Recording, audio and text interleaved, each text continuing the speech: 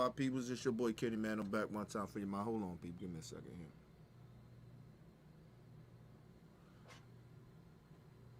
What the hell?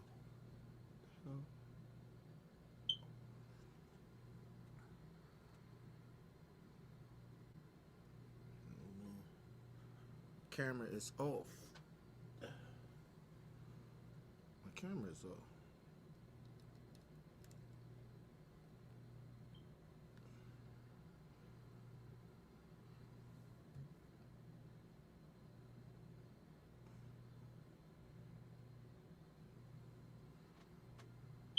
Something is.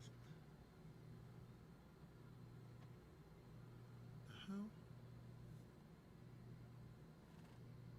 Oh shit. Give me a second here, people. Give me 1 second. My bad, people. Give me 1 second. My fucking camera's off.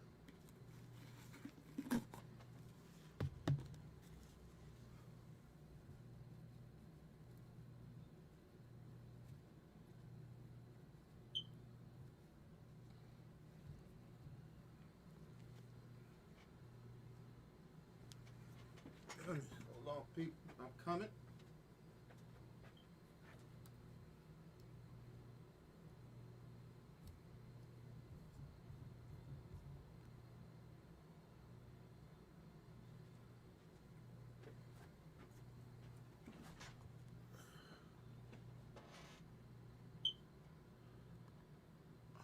All right.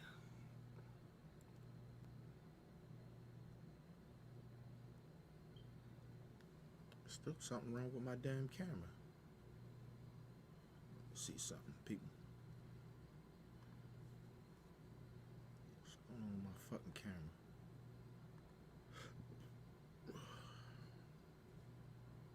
Something wrong with my damn camera.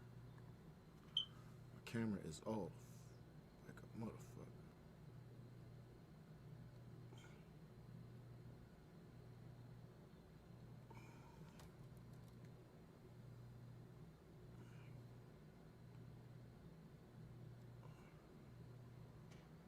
There you go.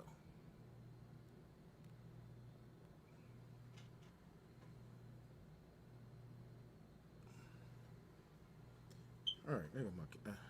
Thought something wrong with the camera. My bad, people. I'm here. What's going on, people? It's your boy Kenny, man. I'm back one time for your mind. All right, people. Welcome to the goddamn OBF News show. Got a few little things I'm gonna talk about tonight. But y'all know how I do, people. Even over here on OBF, nigga, hit my theme music. Writing on the wall, it says, I'm running out of time, I need to change my ways. So I get down on my knees and pray for a little bit of guidance to find better days. Freak, are you kidding me? Hey yo, life goes on, thinks it's gonna get better, and I'm looking to the future just so I can get this cheddar. It can't get worse, it could only get better. Let's come together, no time wasted, no hesitation. Just sit back and just be patient. I got them waiting, so why they hating? Pray for all hope, all lies up on the scope, trying to find a way to cope. I kept it low, so nobody can know. Now everything's a go for show. Let them know I'm about to blow. Maybe it's because of the flow. Money and power and greed. As I proceed, I can't believe, yo, my daughter just was having a scene. Writing on the wall, it says, I'm running out of time, I need to change my ways. So I get down on my knees and pray for a little bit of guidance to find better days. A hard day starts with a pad and a pen. My girl arguing, now she's even madder again. Screaming, cursing, telling me she's getting real tight. Cause what I'm doing right now was doing it last night. No, it's not alright when them times is hard. Waking up in the morning, God, you ain't got no job. Now you gotta rob to make ends meet. If I get caught doing something, I know I'm dead meat. So give me a beat and hope my hard day doesn't end up with me wrapped under a bed sheet. So it's time to hit the streets and explore my options. So sad these parents with their kids up for adoption. Damn. It says, I'm I'm running out of time, I need to change my ways. So I get down on my knees and pray for a little bit of guidance to find better days. Let's go. I know they'll come my way. Easy. I'll find the better. We gonna make it. Freak, Let it are flow, you man. kidding me?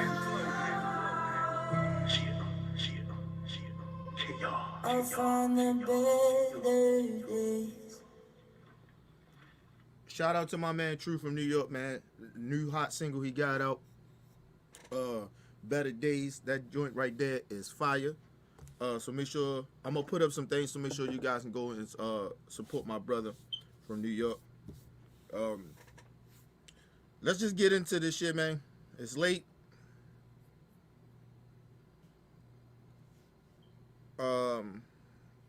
YouTube been on this bullshit. I think they out to get your boy. They out to get me, people. Shit, wrong one. They out to get me.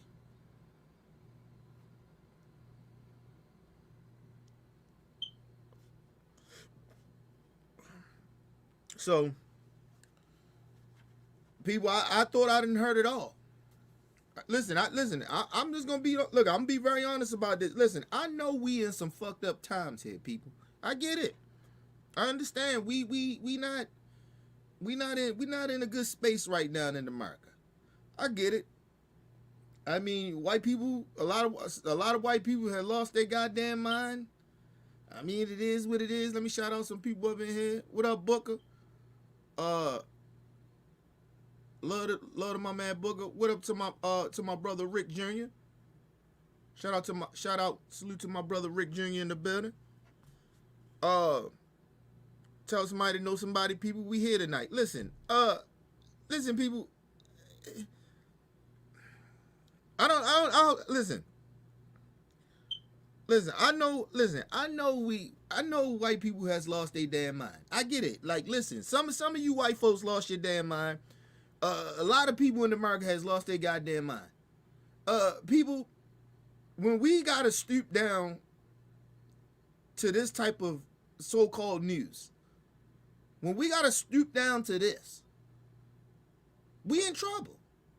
We in trouble. People, it's a lot of shit going on in the world. It's a lot of shit going on in this country. And this is what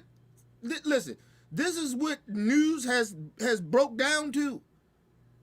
We have broke down to fuckery. Like, I mean, we just literally in fuckery. I don't even understand where we at anymore. I don't understand where we at. I don't know how we, listen, people, sometimes I wake up and I don't know how we got here. But, you know, it always takes some white people to fuck up something.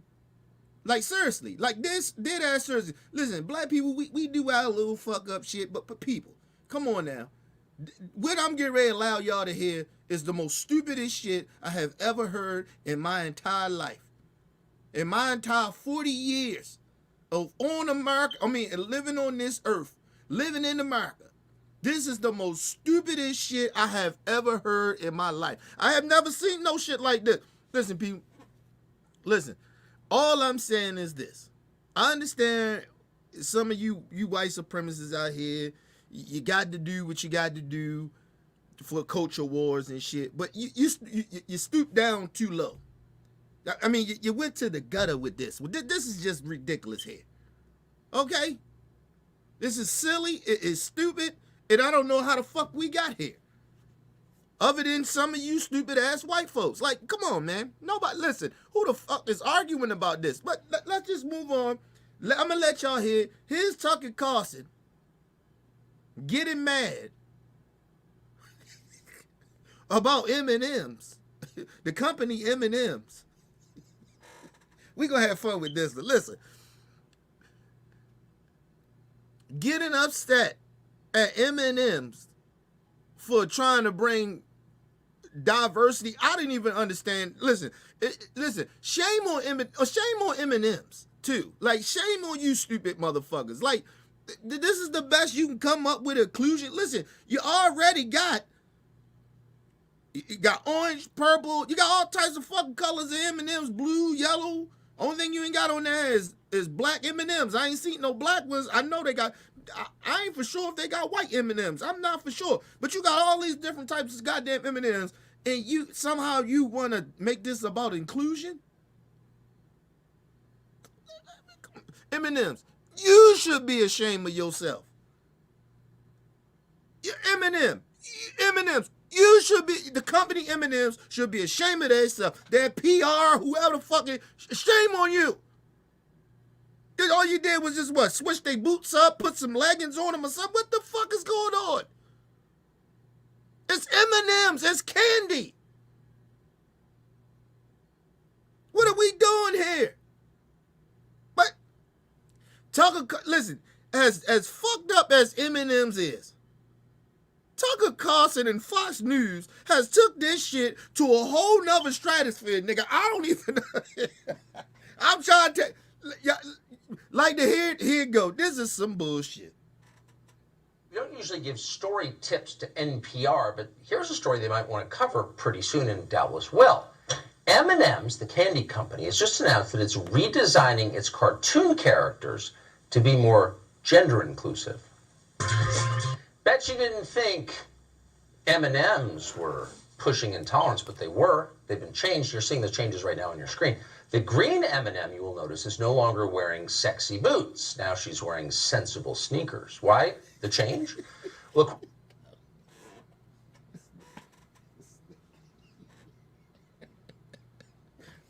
Listen, this is comedy, people. Okay? This is comedy. Okay? This is the funniest shit ever. Okay? The green M&M, it's a female. She had on some look like some hooker boots or something. What the fuck with these boots? That was the old M&M, I guess, girl, right? Now the new one has on sneakers with, I guess, some white socks or white leggings. And Tucker Carlson, actually, you're supposed to be a conservative man, a Christian man. You should appreciate what M&M's did. At least they put some leggings on her and didn't try to show no legs. And they put some sneakers on. They had no hooker boots on. What the fuck are we doing here? What are we doing here, people? I need to understand it. What are we doing here? I don't understand. What the fuck is America doing? What are we doing?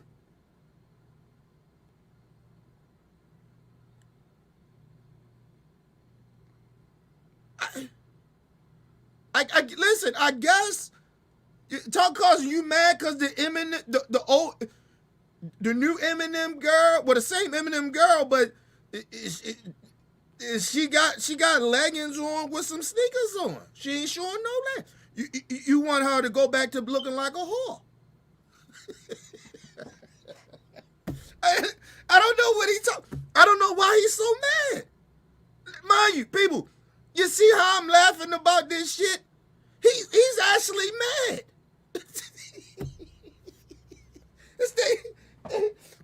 Tucker Carlson mean mugging the camera, nigga, over some M&Ms. Come on, let's move on. Hey, it get worse. Let's go back a little bit. Go ahead, Tucker. Changes right now on your screen. The green M&M, you will notice, is no longer wearing sexy boots. Now she's wearing sensible sneakers. Why the change? Well, according to M&M's, quote, we all win when we see more women in leading roles. Because leading women do not wear sexy boots. Leading women wear frumpy shoes. The frumpier, the better. That's the rule. No, time out. Now, mind you, he reading the quotes from Eminem's spokespeople about the Eminem new look. Listen, Eminem company. What the fuck are y'all talking about? Nobody. How How is that making it any type of making more women feel inclusive? Because you changed them from wearing hooker boots to sneakers. Yo, you can't make this shit up, man. What is going on in America? What are we doing here? Eminem's tripping. Tucker Carlson tripping. Everybody tripping. I'm tripping. What the fuck are we doing? Okay, let's move on. Listen, people, I don't understand Eminem's, the company Eminem, what they talking about, and I damn sure don't understand why Tucker Carlson so mad. It's a fake. It's some M&Ms. They just made it a cartoon character. What are you so upset about?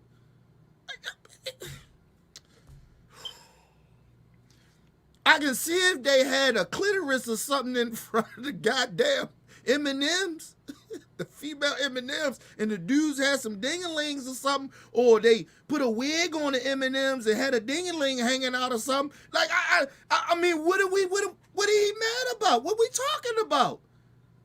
I don't get it. I just don't understand what's wrong with America right now. People have lost their damn mind. Women do not wear sexy boots, leading women to wear frumpy shoes. The frumpier, the better. That's the rule. The other big change is that the brown M&M has, quote, transitioned from high stilettos to lower block heels.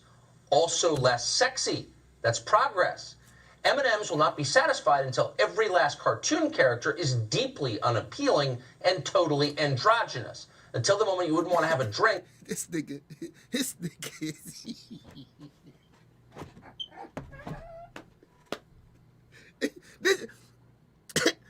Hold on. Because I know I ain't tripping. Here, people. I know I ain't tripping. Tucker, I know you ain't out here fantasizing about M&M's being sexy. Get the fuck out of here. What we doing? Hold on. Let's get. Let's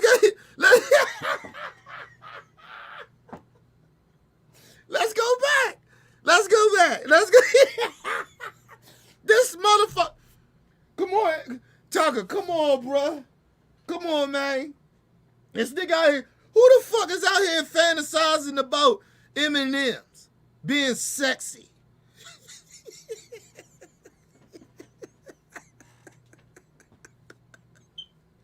What? What?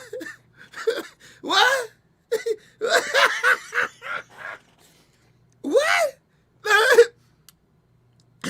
Let's go back. This shit too funny. Let's go back.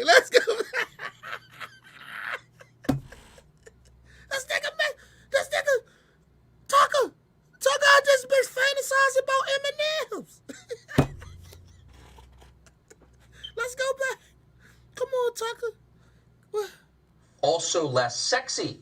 That's progress. M&Ms will not be satisfied until every last cartoon character is deeply unappealing and totally androgynous. Until the moment you would...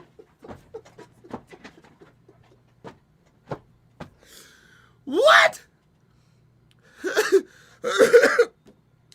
What? Nobody gives a fuck about M&M's looking sexy? Who cares?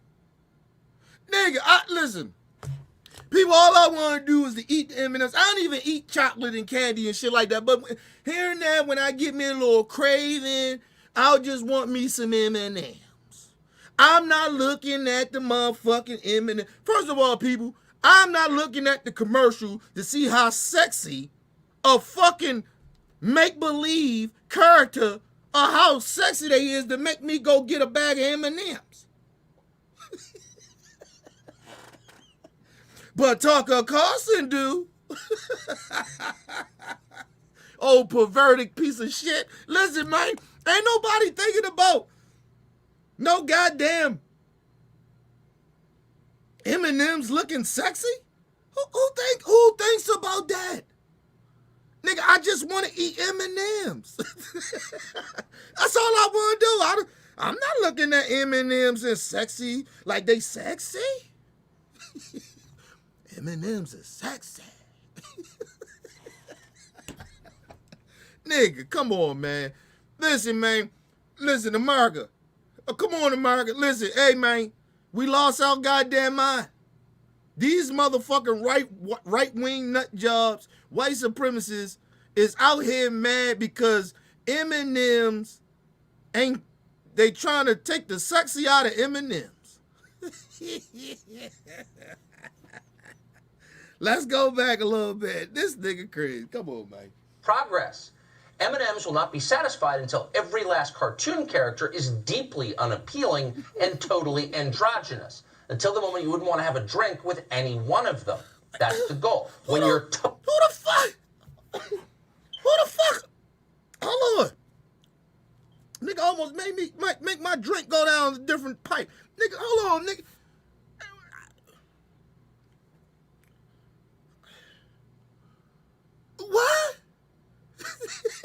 What? What?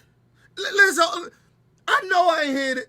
Let's go back a little bit. I know goddamn well Tucker Carlson did not say this. Let's go back. Come on, let's go back. Until the moment you wouldn't want to have a drink with any one of them. Hold on, let me go That's back. the goal. No, let me go when back. your cartoon character is deeply unappealing and totally androgynous. Until the moment you wouldn't want to have a drink with any one of them. That's the goal. When you Tucker, it's a make-believe character.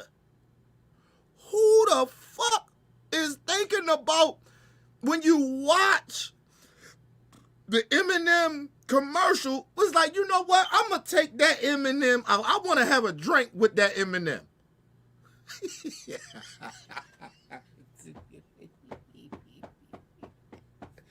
What is going on? What is going on? What the fuck is going on, man? Come on, man. Come on, man. Listen, it ain't me, people. I ain't tripping. Listen, I can't make this shit up. Listen, man. Who in their right goddamn mind is out here thinking about when they watch a commercial, the commercial of Eminem's is like, damn, you know what? She is kind of sexy. It's an Eminem with legs and arms and some eyes and a mouth or something. How perverted are you? He's talking about you don't even want to take them out for a drink. Who the fuck is thinking like that? Tucker Carlson and them.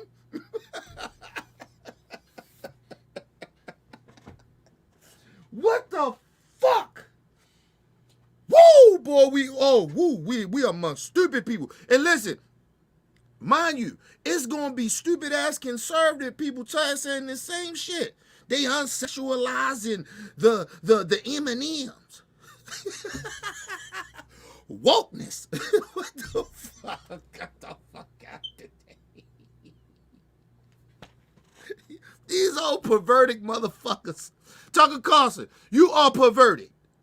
Ain't nobody thinking about dating or taking no Eminem out on no date or looking at a commercial and was like, you know what? I'll take that Eminem out for a drink. Ain't nobody thinking that. And listen, whoever Tucker Carlson producers are, come on, bruh. Y'all listen, man, y'all ain't no producers, man. What the fuck y'all doing, man? Come on, man. This nigga say, Tucker Carlson say, yeah, and they so basically saying, paraphrasing, he basically saying they're gonna be so unattractive that nobody want to take no M&Ms out for a drink. Who the fuck is thinking that? It's a cartoon character type. It's make believe, Tucker. It's to make you want to go get some M&Ms. Not fuck them. Oh, perverted piece of shit. Who the fuck in their right mind? Let me go get me a bag of M&Ms. Stick my dick up in the M&Ms. That's some freaky shit. Oh, perverted motherfuckers, oh freaks. Who the fuck is out here thinking about that? Like, yo, come on, bro. I got better shit. Nigga, it's pouring out here. Okay? And they do a lot of kinky shit in pornos. We don't need no M&Ms.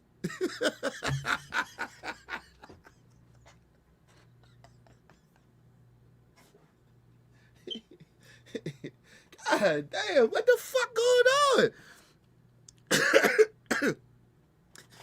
What the fuck? Let's move on, man. You got motherfuckers out here licking booty. And this nigga out here talking about fucking M&Ms. Talk about niggas out here licking booty.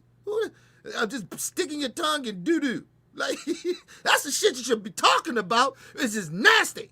You talking about fucking M&Ms. Let's go back. Let's go back. Unappealing and totally androgynous until the moment you wouldn't want to have a drink with any one of them. That's the goal. When you're totally turned off, we've achieved equity. They've won. Meanwhile, in a nod to the burgeoning wealth... Who turned on by some... Nigga, come on, man. Come on, man. Listen, man. Who out here turned on by the M&M characters on TV? It's a commercial to make you go get some M&Ms, not to get your dick hard. What the fuck? What the fuck, man? Come on, man. Yo, America, we fucking up over here. We've been fucking up. We fucking up. We fucking up, man. I should have got me a shot of liquor, nigga. This is some bullshit. What the fuck? I can't believe he said that. This motherfucker nobody's who is looking at M&Ms like, damn, they some attractive ass M&Ms.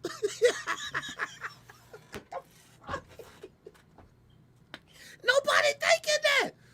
Tucker Carlson, what the fuck? Your wife should be ashamed of you. Yes. She should be ashamed of you. This nigga out here. This nigga out here fantasizing about M&Ms. Oh, nigga, they wasn't lying. They melt in your mouth, not in your hands. Woo! Woo! Woo! Goddamn Tucker Carlson, boy, you will make my day every goddamn time. God damn, this motherfucker's a pervert. This nigga out here playing with M&Ms in his dingling. We've achieved equity. They've won. Meanwhile, in a nod to the burgeoning wellness movement, the orange M&M will, quote, acknowledge and embrace his anxiety. And actually, if you look at him, the orange M&M does appear very anxious. Maybe he doesn't like all the ugly new shoes he sees around him.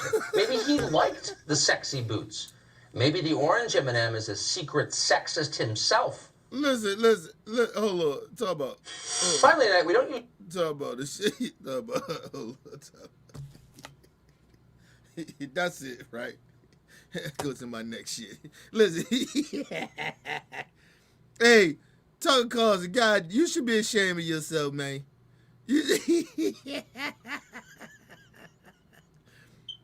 Tucker, you should be ashamed of your goddamn self. Oh, Lord. Let me see. Make sure. Do I still got that other clip? God damn it. Fucking up.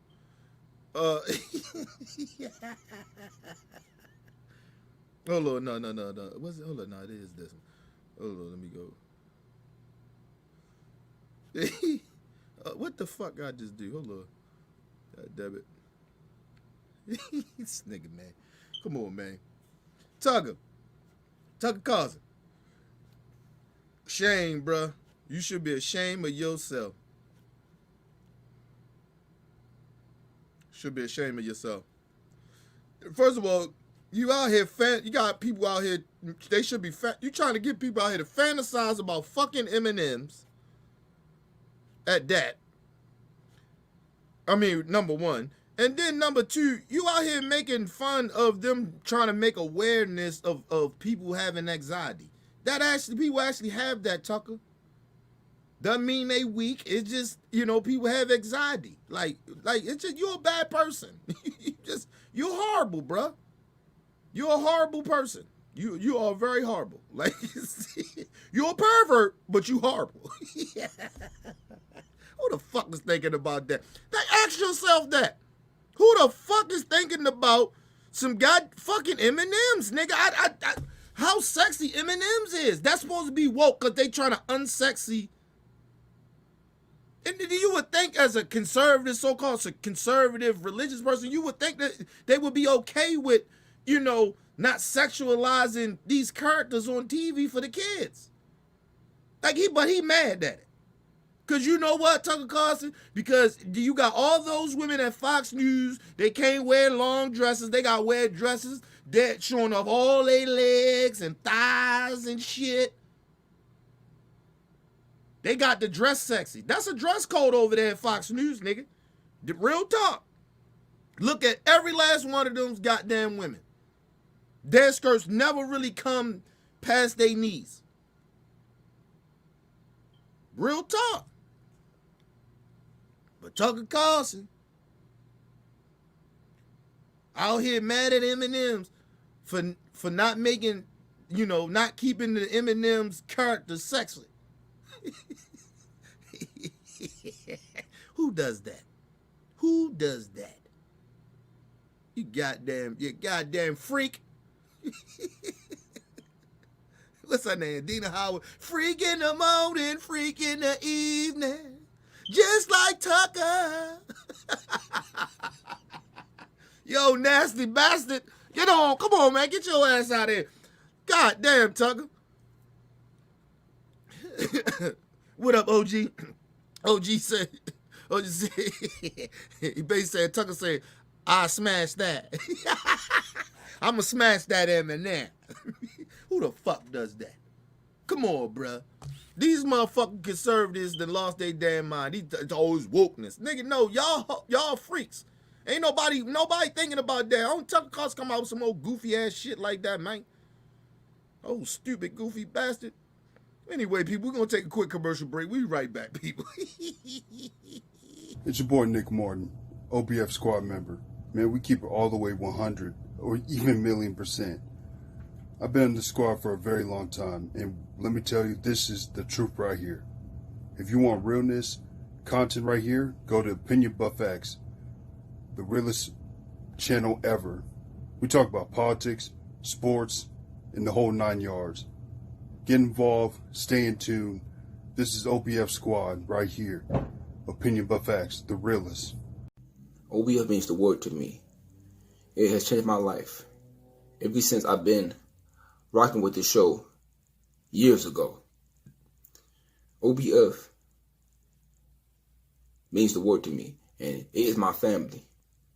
And I love being a part of the squad. We stand for morals. OBF for life. Peace and love to the world. 3, 2, 1.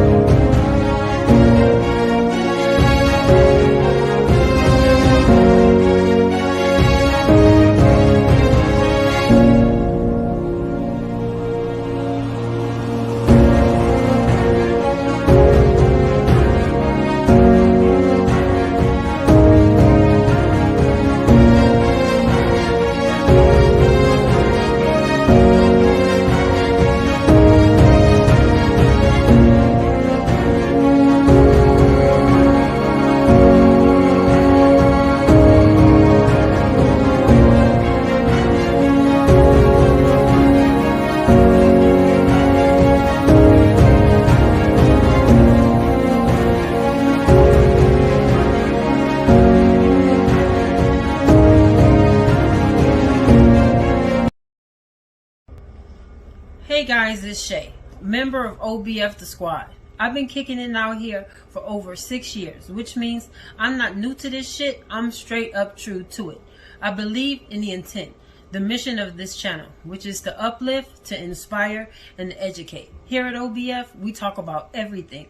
We cover the latest and greatest. You're going to get our opinions. We definitely cover the facts. You're going to get it 100% raw, uncut, and straight up real. So come on over to OBF and come kick it with your girl. Holla! I said, hey, yo, It's your boy Weezy, straight out there, L. Opinion but facts. Hottest show on the internet. We talk about everything from religion, politics, race. It doesn't matter. We're not running for any topic. So if you want to be in the building, come and join the discussion. Shout out to my boy Kenny from starting this platform. And I'm thankful just to be a part of it. So when you come in the building, keep it funky like gym shoes. So we keeps it popping like Orville Redenbach. How about that? And those are the facts. One time.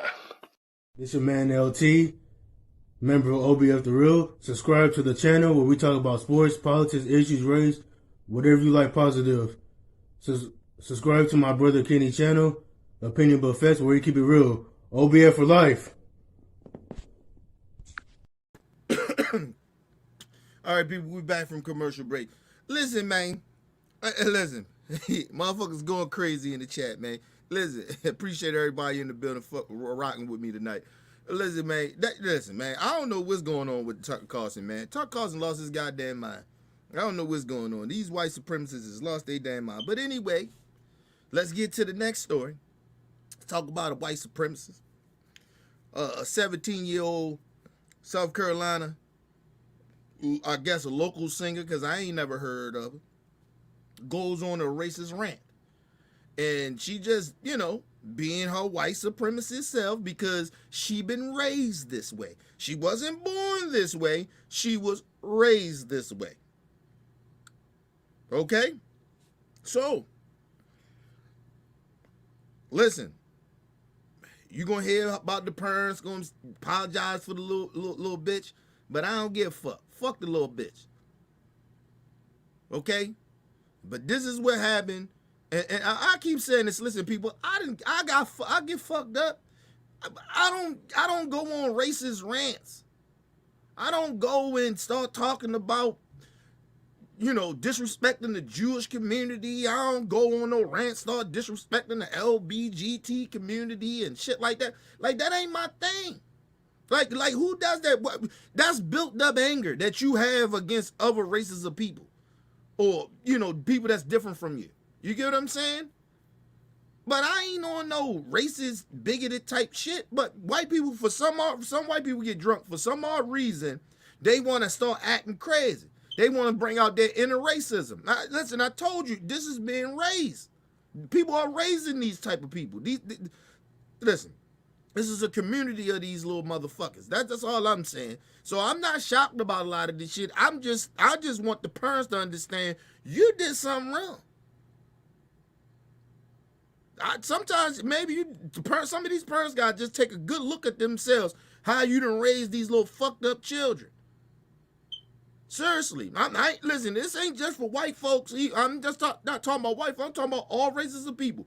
If your kid is fucked up, I think you may need to look at yourself a little bit, where you fucked up at. I learned that in therapy, nigga. Like, if you don't take no type of responsibility for what the fuck you maybe have how you maybe probably have influenced others to do fuck shit, because you're acting and presenting yourself out here a certain type of way, or you may have these inner thoughts, and the young folks and kids and shit is looking and hearing this shit. And you get what I'm saying? Kids ain't stupid. They think kids are stupid. They ain't not stupid. Every generation, these kids get smarter and smarter. Okay? They not stupid.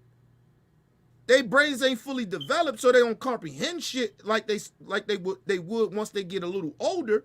But they ain't stupid.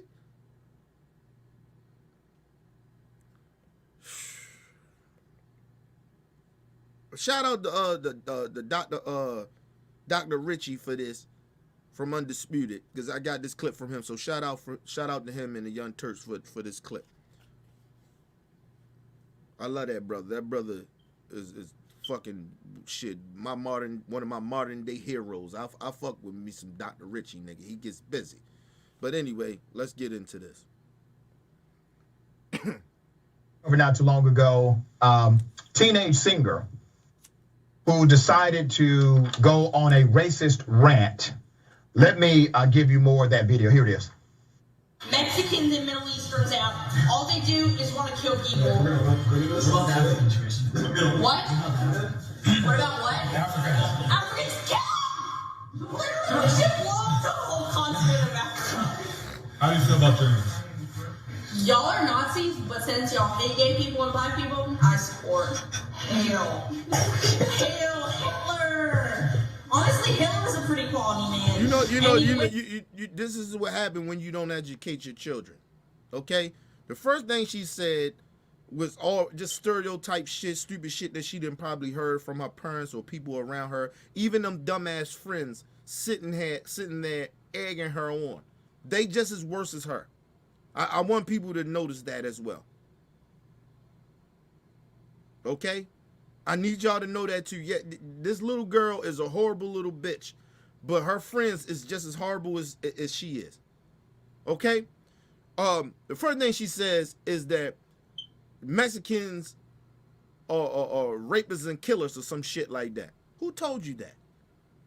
So all rapists, so all Mexicans are rapists and killers. That's what you're saying? So that's ignorant. So what I should say to this little bitch, right, is that, because I don't have no fucking respect for you. Listen, man, miss me with the drunk shit, miss me that she's 17 and all that other shit. Listen, whatever. Okay? So you know what would be ignorant that I would say?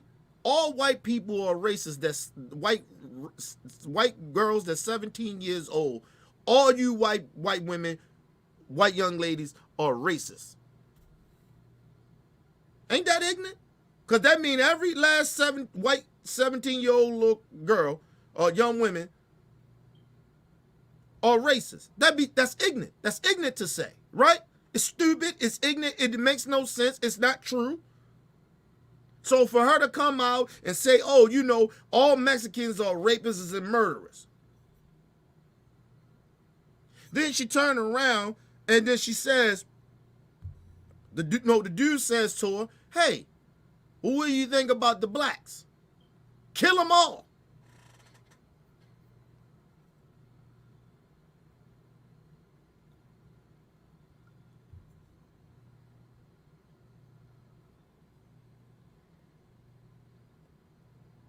Listen to me. Let me tell this little racist little girl something.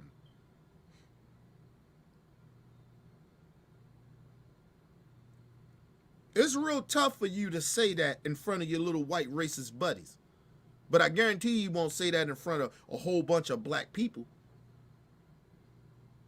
Because you'll get your ass whipped. And I ain't promoting violence, but I'm just telling you. That most likely will happen. But see, this is the problem. She's been taught this. This ain't no shit that she just all of a sudden woke up and all of a sudden she got drunk one night. This little girl probably been drunk plenty of motherfucking times before this time. She been thinking like this even before she got drunk. I told you, being drunk doesn't mean that you're not speaking truth. Now you may be a little.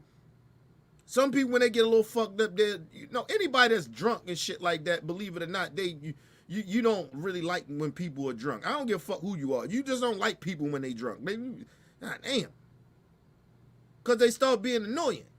That's just how people are. Like if you get drunk, that's how that usually be. Right? So that's part of my problem. Right? Is that they like to use that school. Well, she was drunk. I don't give a fuck. I done said some shit, a little drunk and shit, and I meant it. And I don't take shit back. Now, if I done got drunk and I went too far and I said some shit, then yeah, I apologize. But a lot of shit that I may say when I'm a little fucked up, I mean it. That's why I tell people the truth, even if I'm not intoxicated or I ain't in your presence, or and if I'm in your presence, I tell you the fucking truth. I fuck lying to people for what? If I feel a certain way, I feel it. Now, I may word it different, I may approach the situation different because I don't want to totally offend somebody, but, or, you know, get into some type of altercation, but, you know, when you sober, yeah, you're gonna do shit a little differently. But when you intoxicate, it's no different. You really feel that way. Listen, never mind, let me move on. And maybe you get drunk. Sometimes you say some shit that's, you know, that you don't mean to say in that way, but it comes out a certain type of way. But racism is not one of those things. You are going on a race, when these white people go on a racist rant like this, they are not making a mistake.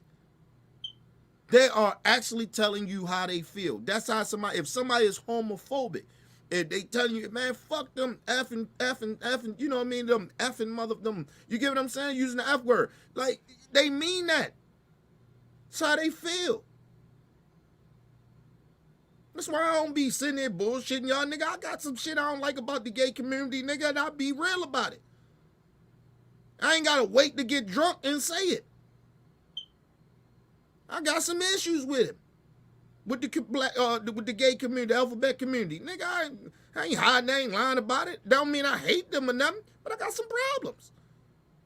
And there's nothing wrong with that. As long as I ain't trying to discriminate against them or hurt their feelings or insult them, I'm going to tell them the truth. I go for any race. I don't give a damn. And then she says, oh yeah, the Jews, even though y'all Jewish, y'all hate the blacks.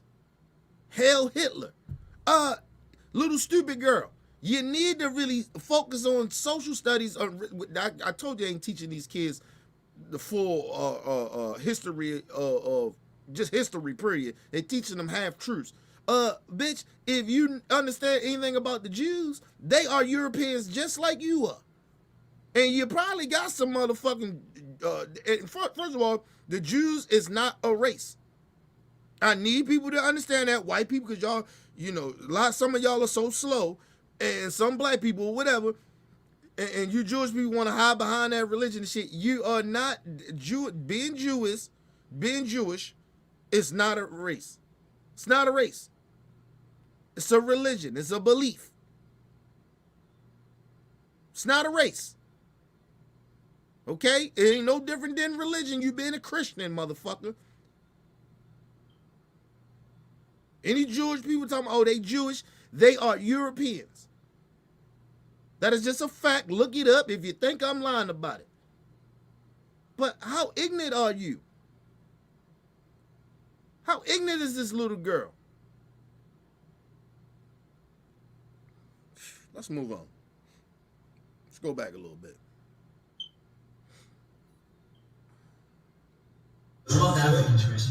What? What about what? Africans kill! Literally, this shit blows the whole continent of Africa. How do you feel about Germans? Y'all are Nazis, but since y'all hate gay people and black people, I support. Hail. Hail Hitler! Honestly, Hitler was a pretty quality man, and he went out the right way by killing himself. I feel like I'd rather kill myself. He was a very good man. Honorable man, or some shit like that, she said. Lady, little racist girl, he murdered people because of their beliefs. He murdered people. He raped, he tortured people. How's he anything honorable about him? Other than that, you are just as hateful and fucked up as he was.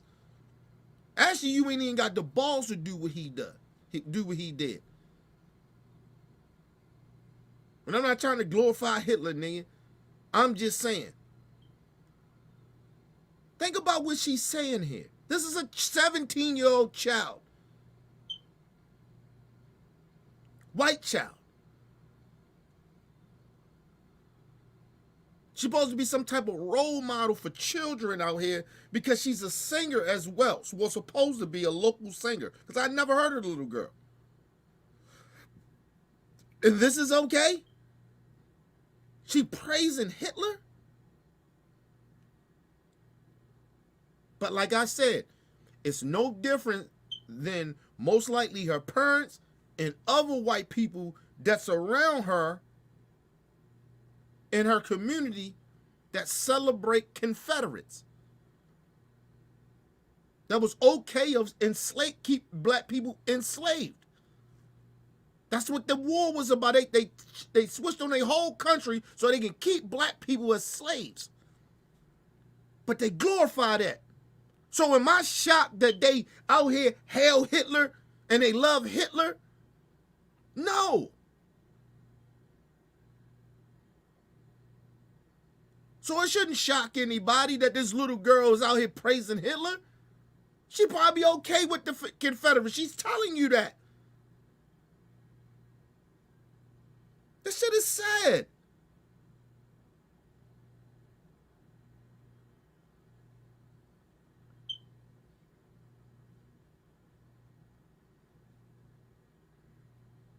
We should blow the whole continent about. How do you feel about Germans? Y'all are Nazis, but since y'all hate gay people and black people, I support. Hail. Hail Hitler! Honestly, Hitler was a pretty quality man, and he went out the right way by killing himself. I feel like I'd rather kill myself than be killed by a firing squad. But no, you're a tough guy. See, this is what she don't understand. This is the weakness of these races. But he was tough when he was murdering and killing people the way he was doing and firing squads and shit and turning camps and shit like that he was doing, burning these people. He was a tough guy then. But then when he felt that he was getting ready to lose the war was getting ready to be over, he get ready to lose the war that he started because he wanted to be an evil devil. He took the coward way out and killed himself like a little bitch that he is. No, you should go down. You go down. Hitler wasn't tough. He was a bitch. He wasn't no gangster. He killed himself like a little bitch. And I'm not trying to disrespect people that commit suicide. I'm not saying that. People that actually going through some real emotional fucked up shit. It's not no disrespect to them. To the people we lost to that and people that's going through that type of shit. Okay? It's no disrespect. But for this dude to kill himself like a fucking bitch that he is, he murdered all them fucking people and then he killed himself.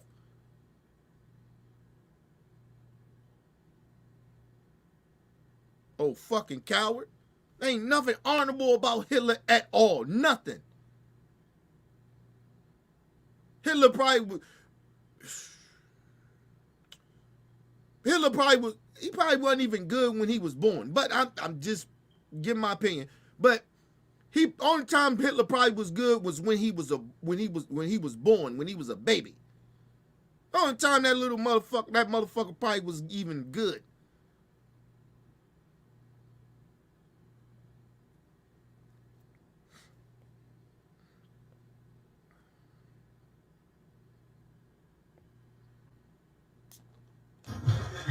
Let's think of it.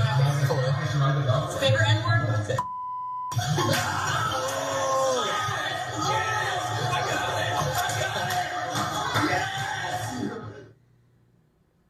Okay, I have an up. Now, mind you, when she was out here saying the N-word and shit like that, you hear friends in the back clapping, laughing. Cheering her on. Yeah! You heard the little white son of a bitch. See, everybody was mad. Listen, yes, the little white bitch, you should be mad at her. You should be disgusted by her. But everybody that was in that room that didn't say anything, this is what I be talking about when people come out and they be like, oh, I'm not racist, but they allow racist people to say racist shit around them. They egg on racists. But then, oh no, I'm not racist. We was drunk. We was having fun. Having fun. Listen, I don't have fun disrespecting Jews. I don't have fun disrespecting white people or black people or gay people or Native Americans or Puerto Rican or Mexican people or Chinese people, Asian people. How am I having fun with that? Why, like me insulting them, I'm having fun. I'm no comedian.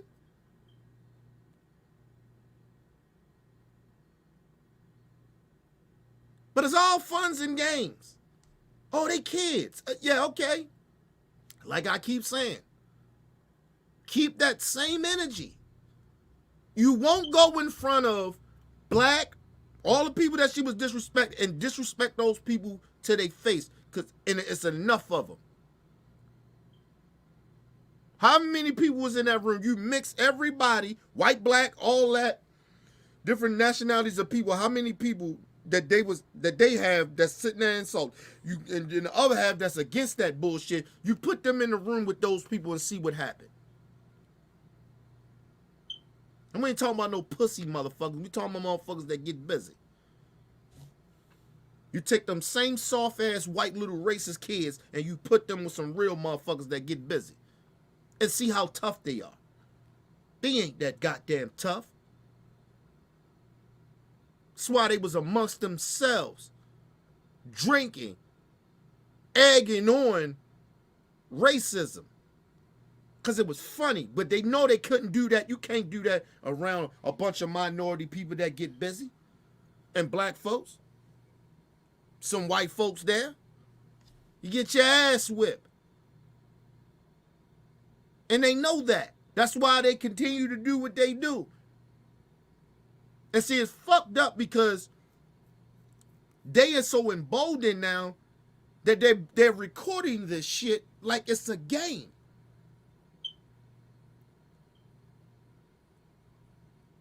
Don't tell me that you sorry. I don't want to hear no. Listen, man. Listen. My tolerance for racism is very low. You be racist to me one time, it's a wrap. I'm done. Ain't nothing to say.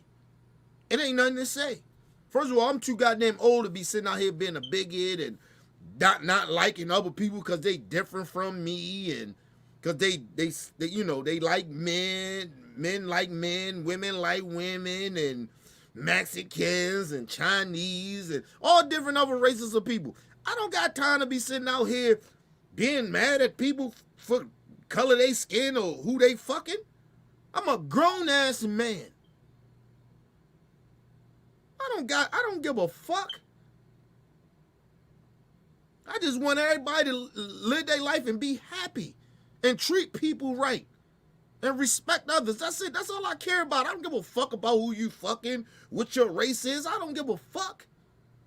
But we got grown-ass people teaching these children this nonsense because they weak. This is a goddamn shame. Listen. The reason I'm saddened by this is because listen. As much as horrible as these kids are, they are kids, and you know they've been taught this shit. They ain't just all of a sudden, oh, they on YouTube watching racist. No, they learning it at home. They learning it in their community.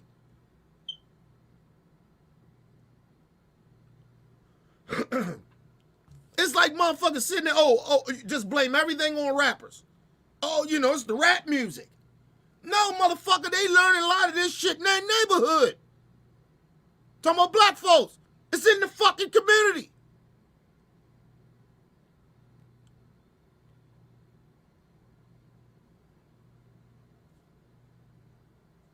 You learn what the fuck is in your community.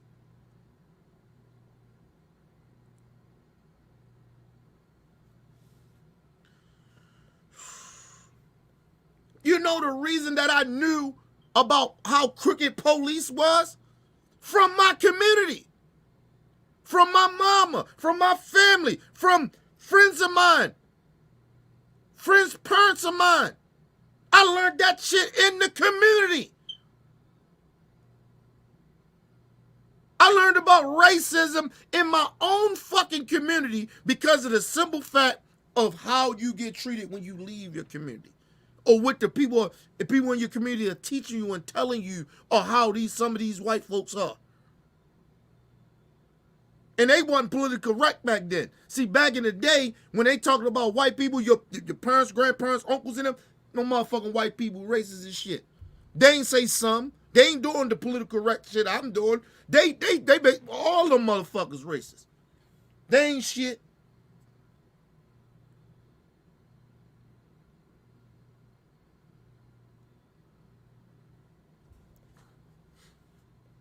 But you learn that in your community. Yeah, it was a person time in my life I used to think all white people was racist. Listen, honestly, is it ignorant? Is it stupid? Yeah, but I was fucking young. I was a child. But that's all I knew in my community. Once you get older, you know better, you learn better, you do better. You be around people, more intelligent people, more people to give you better knowledge. So I know better. But I thought that. I ain't trust white people. Seriously. There's no reason to fucking lie to nobody.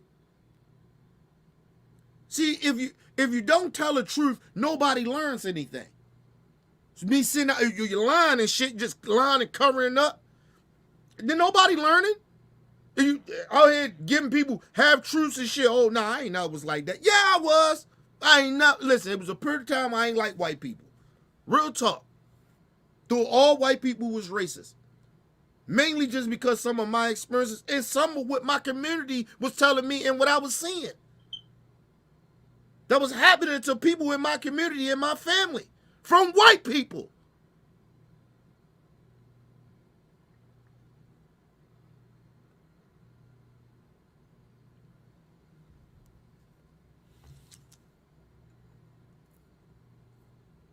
You know why that I don't like cops and I don't give a fuck what color skin they are?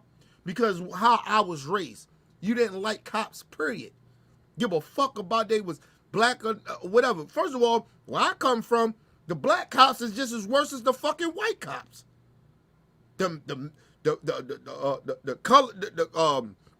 minority cops and shit, they worse than the fucking white cops. The black cops will hit you first before the white cop hits you because he's trying to prove to the white boy that hey, I'm one of y'all. I ain't those niggas. I learned that as a young age. Before I even got in the dope game. So imagine, I probably learned that shit when I was about 8, 9, 10 years old. You learn what's in your community and learn what's going around in your reality, in your household, which you've been taught from your parents, from the people around you.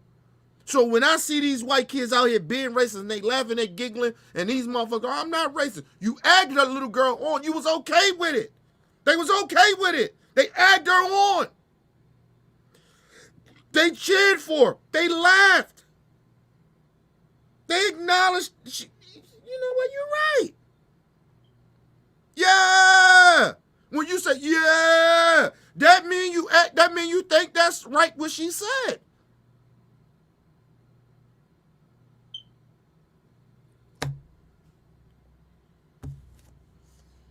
I have an update for this story that includes the parents of this young racist individual. But before I go to the parent side, there was more video. Here's the other part. Racial slurs. Oh, God. Okay.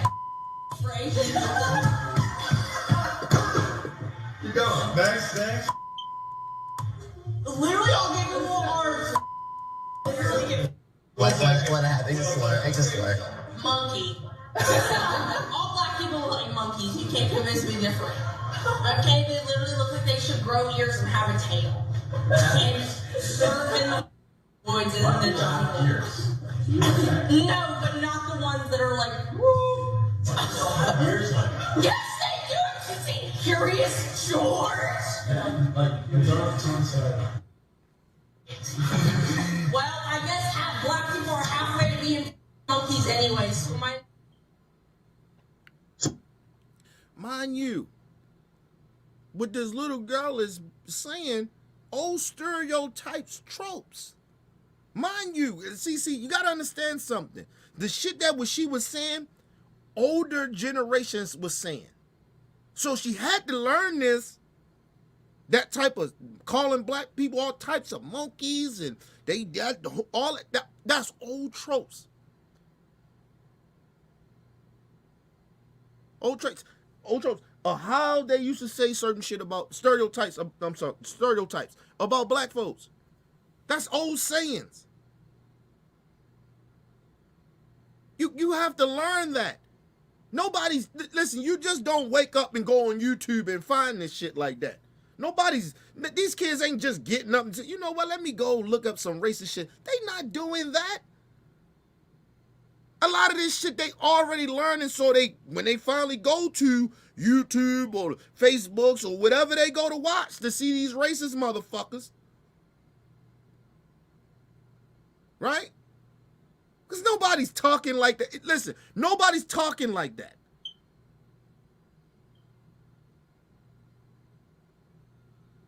On YouTube, really like that. Like, on some of the social media, you don't really, other than like you hear people in the comments, I'm talking about a lot of people that got YouTube channels. You don't really hear a lot of these, listen, we understand when we hear racism from a lot of these some of these white YouTubers, right? The stereotypes and shit, like, we understand it, right? They trying to be political and trying to be professional. You know how they doing, right? Trying to be slick.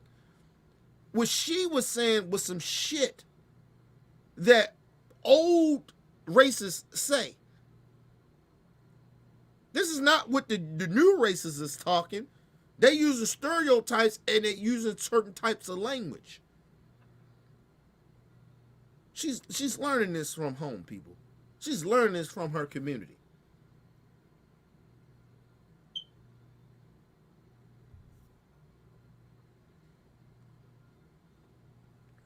And I keep telling people this. You just imagine, see, this is why I believe in diversity. Because if you have this child in a diversity community, diversity school, she's hanging with different nationalities and races of people, she would understand that what she's saying is ignorant, wrong, and hurtful. She would understand that even if her parents is racist. Because, see, it's one thing you got to be in your household with them racists. It's another thing than when you got to leave that household and be in the real world, where your parents can't save you from being a fucking racist and get your ass whipped or you get checked. Not promoting violence here, people, but I'm just saying. It's different.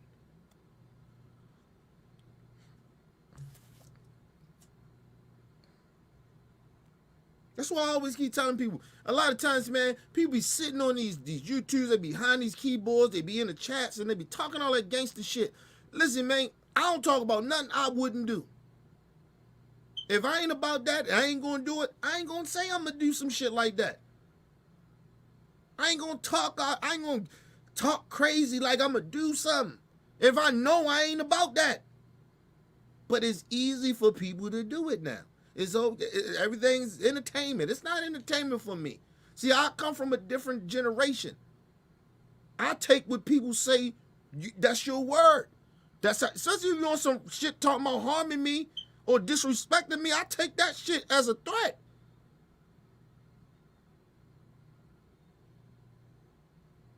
I grew up different. Listen, I come from the streets. Nigga, you can't just be going around threatening people. Talking shit about, man, come on, man. Look, first of all, you make fun of a motherfucker too long when you just cracking jokes, somebody gonna get mad and wind up fighting. That's usually how that goes.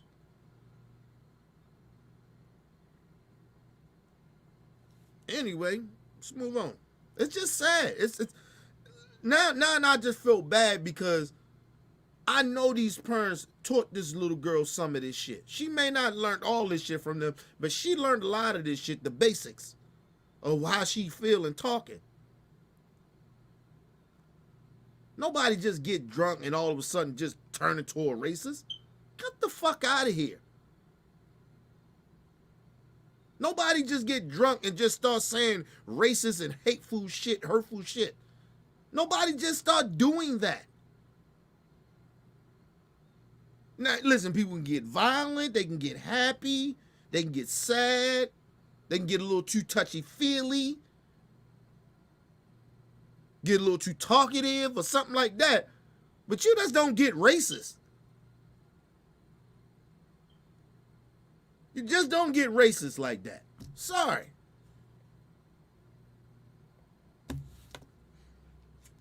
It's a damn shame. That's Gracie Wood, a popular singer. This is in South Carolina, okay? Now, I have said this many times and I stand by it. Racist children, racist parents. It's not really a hard connection here. But her parents, her mother in particular, happens to be a somebody in that local community, a news anchor. The story gets deeper. Her mother, her name is Amy Woods. Let's put. And you know what's so bad about this is that, like he said, her mother is somebody. Her mother is in the public eye. She lives in this community. Just imagine. She of course she ain't gonna take no responsibility. We don't believe. Yeah, you do. Your daughter just not just all of a sudden just turn racist. Seriously. Like when you see a lot of these people go to these extreme cult groups and shit like that, listen, people, that comes from trauma. That comes from some shit. It's easy for people to manipulate people to get them in cults and shit. Listen, man, that shit is not. People be like, oh my God, you know, they just all of a sudden got brain. No, hell no.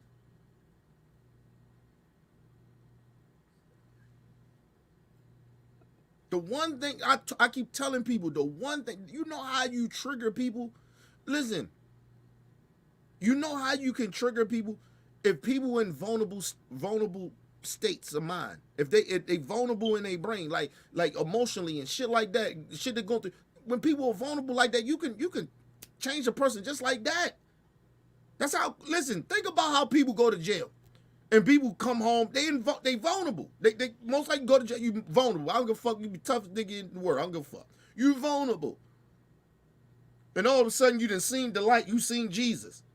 All of a sudden.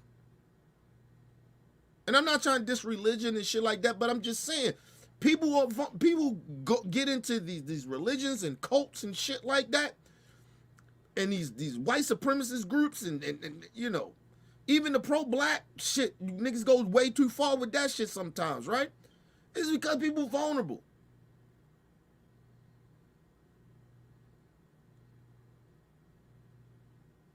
Listen, I got a lot of idols. I respect a lot of people.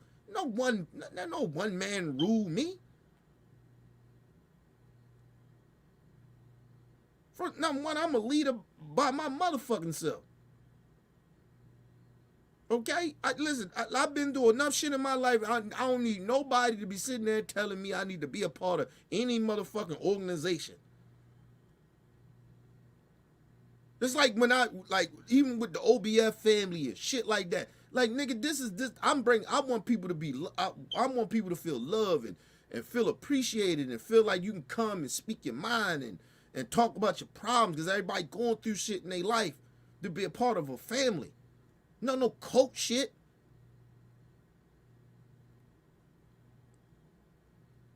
Ain't telling you how you gotta act to be a part of OBF family.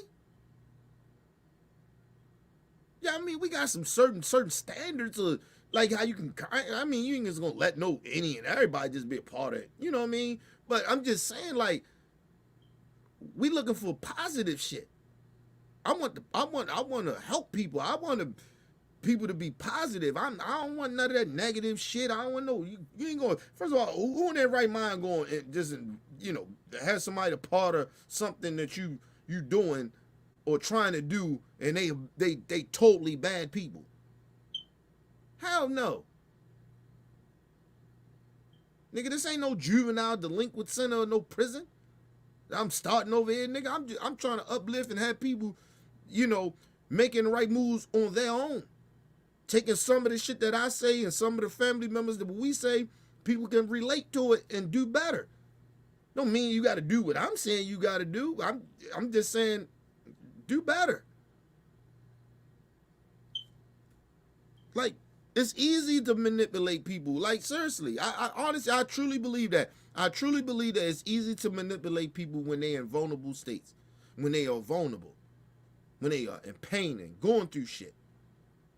Instead of you being understandable and listening to them and trying to understand where they're coming from and giving them some good advice. And say, look, and tell them, hey, you know, but I'm just giving my point of view about it, how I feel, my expertise or whatever. But take what I'm saying, but do it in your own way. I always tell people like that. I always tell people that you ain't got to do it my way. First of all, you can't do it my way. I made it differently than anybody I know. Nobody has did what I did to be where I'm at. So, of course, you can't do it exactly the exact way I do it. It's buffoonery shit.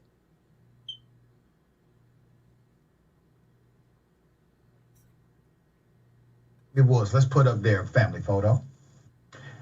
Amy Woods is a news anchor for WSPA TV in Greenville, South Carolina. Grace's father is Mike Wood, a magistrate judge. Grace was her daddy. Her mama is an anchor, an analyst. I'm sorry, and her daddy is a judge.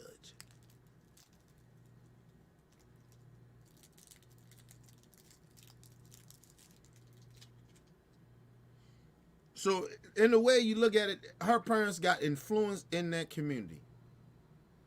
Especially her daddy. This motherfucker sending people to jail or not. That's how much influence he got. And then you got your daughter out here being a racist. You know, come on, man. Man, listen, man.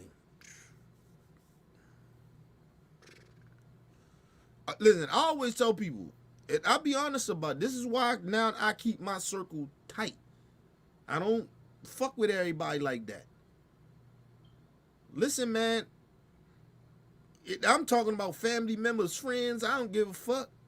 Listen, nigga, I don't fucking hang around people no more like that. Listen, nigga, my circle tight. No, nigga, you what you do and your fucked up life. If I don't fuck with you, whatever you do in your life, that got nothing to do with me. But if I got you around me and you done did some fucking shit, I'm be like, dang, what the fuck was I doing? I ain't see this shit. Because I'm a good judge of character of people. So I'm going to automatically take some type of responsibility in it because I just feel like, damn, how did I miss that? How daddy a judge?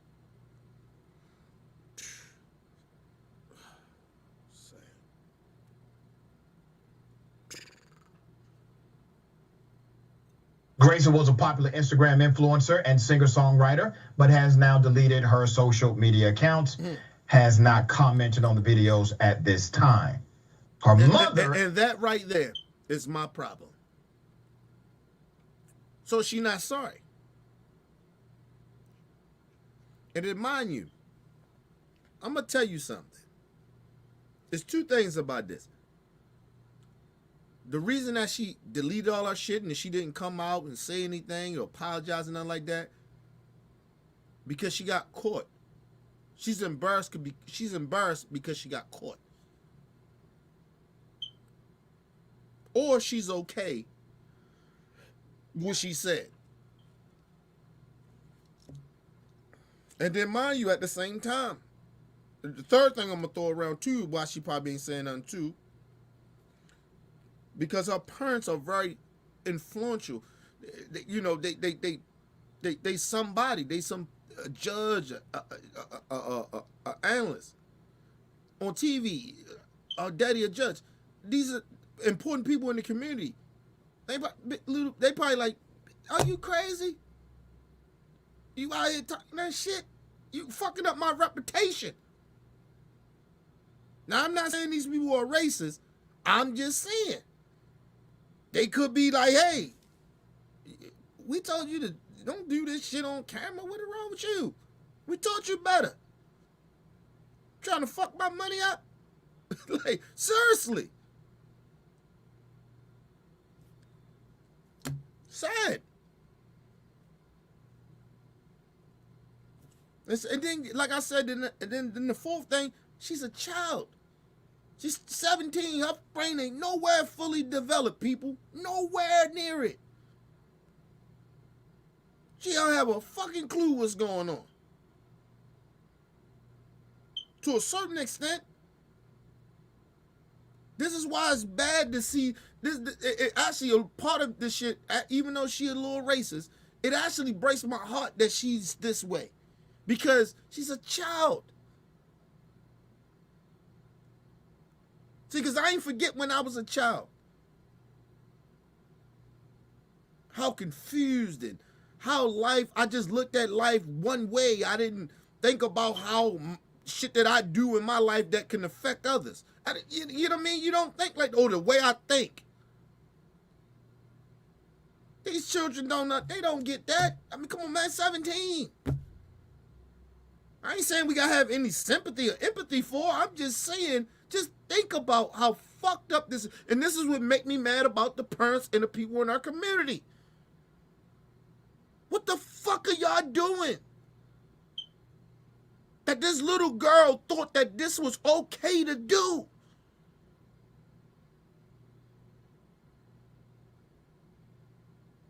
You can't blame it on alcohol. It just made her more embracing and more had that liquid courage to say what the fuck she really feel.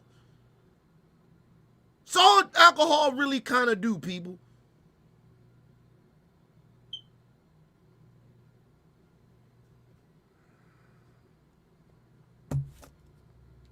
Her mother, Amy, however, took to Facebook to apologize for what her daughter did. She said, and I quote, "I want to apologize on behalf of my daughter and our family for the horrific, disgusting, and vile things my daughter said on the videos so many of you have seen."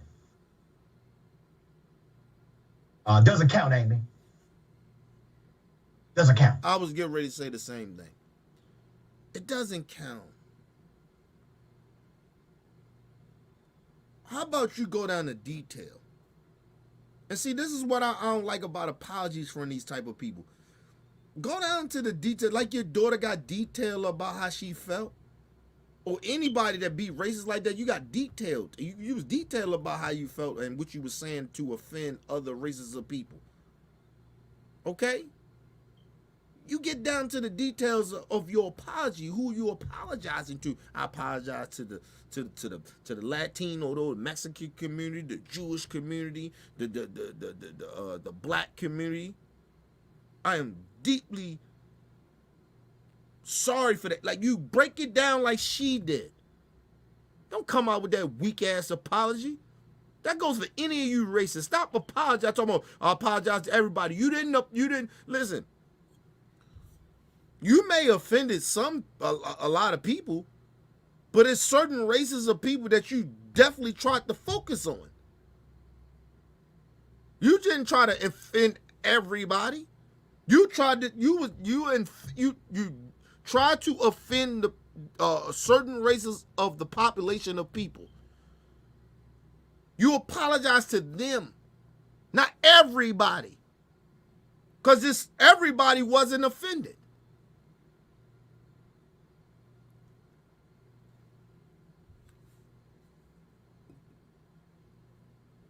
Because I guarantee you, Candace Owens heard about this story, and she black.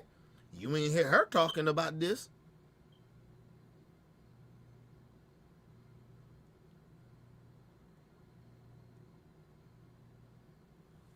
So you got certain black people that wasn't even offended by it, because they sell out buck dancing bonanzas. You didn't see Candace Owens doing this story on her shit. Brandon Tatum, any of them. Jesse Lee Peterson in them.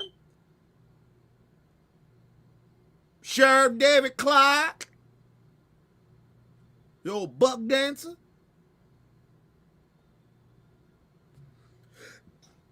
Larry Edelman.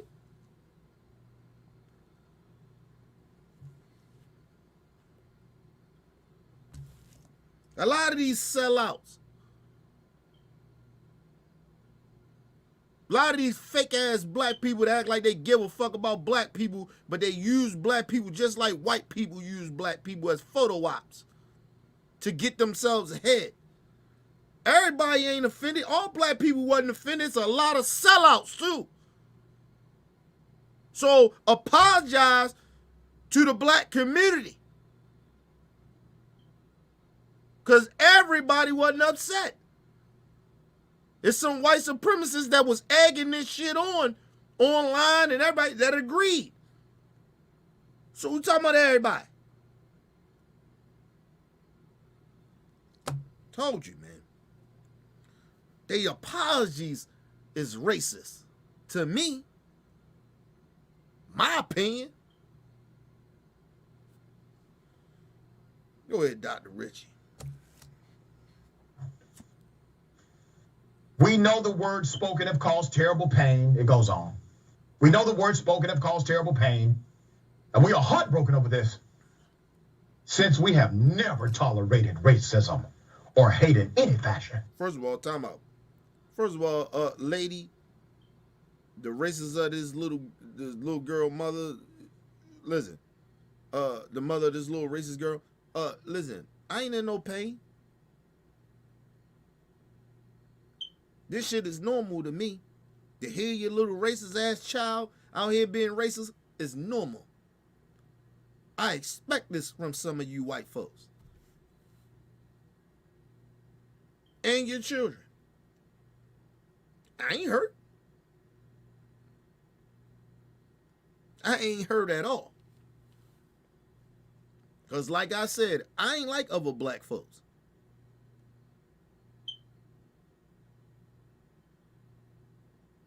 I'm a different type of black dude. Different type of black folks. I'm different. Your daughter don't hurt me. No racist hurt me. Listen, I'm telling you like that. Listen, only way you can hurt me if you physically put your hands on me. Then I'm hurt. And then now I got to hurt you. I ain't condoning violence, but I'm just telling you. You put your hands on me, I'm hurt. I'm going to do what y'all do. Oh my God, hurt me. Put your hands on me. Okay? But your words don't hurt me. I'm offended by it, but it don't hurt me. And I'm not even that offended by it because, simple fact, I expect this from some of you white folks. It's sad that I have to say that, but it is just the truth. I expect that from some of you white folks. I have very low expectations for white people in this country. And I'm dead serious about that. And this is no disrespect to good white folks. It's just that's just how it is. Stop telling me that you my ally. Listen, it was no way that those kids should have sat there and allowed her to do that if they wasn't racist. Where they parents? Why they ain't come out? Why they parents ain't come out and apologize for allowing they motherfucking kids to sit there to egg her on? This ain't just about that white girl and her family. That's about that community. It's the culture of y'all people.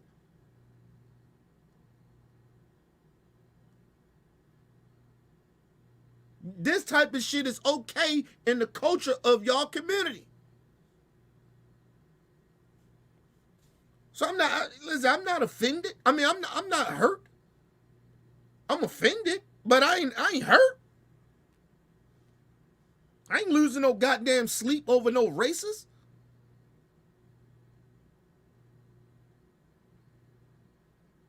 You put your hands on me, that's different. Or me and mine, then it's different. Hurt by what? And listen, and I don't get no joy, and I'm not happy about this. Listen, my expectation for white people being racist is very low. I just expect it. I'm not saying I accept it. I'm not saying that it's okay. I'm just saying that not shocked about it. Not shocked.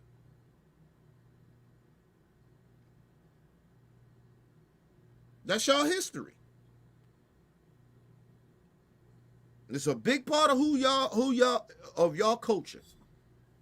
And I know it's gonna be some white people to get all upset, get their panties in a bunch of what I'm saying, but it's actually a fact. It's a part of your culture. Part of who y'all kind of are.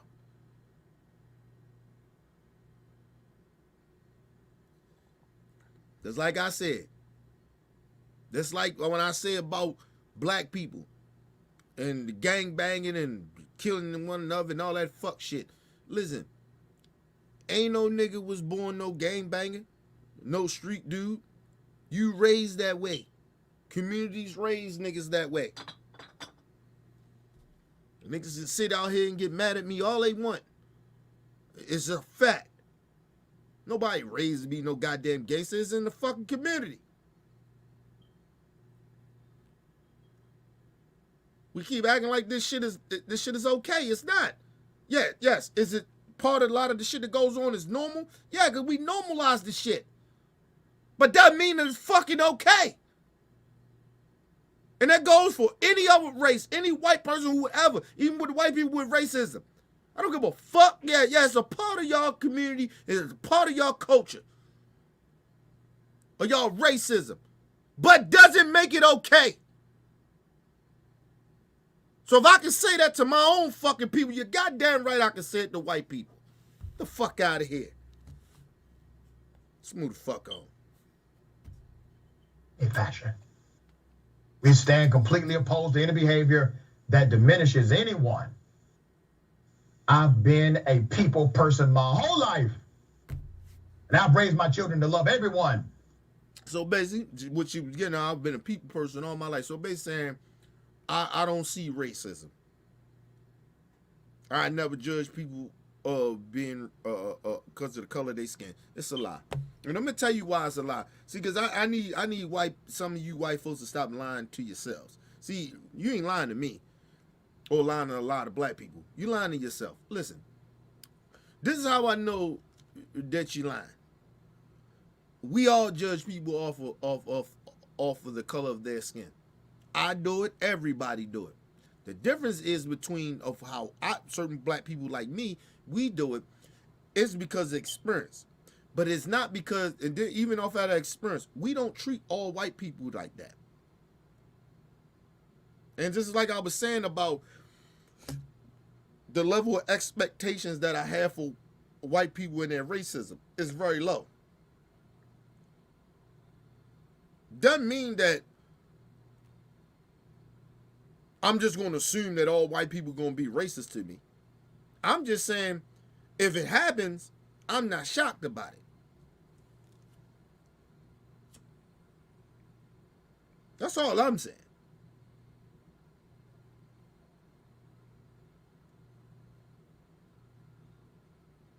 I'm not waking up every day I see a white person, I'm like, oh, they are racist. Well, I think they racist. No, I'm just saying when it happens, I'm not that shocked about it.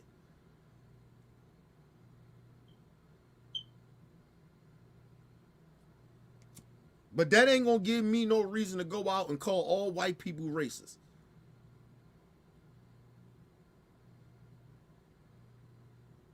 It's irresponsible, it's ignorant, and it's very misinformed. And it's stupid for me to even think that or say that.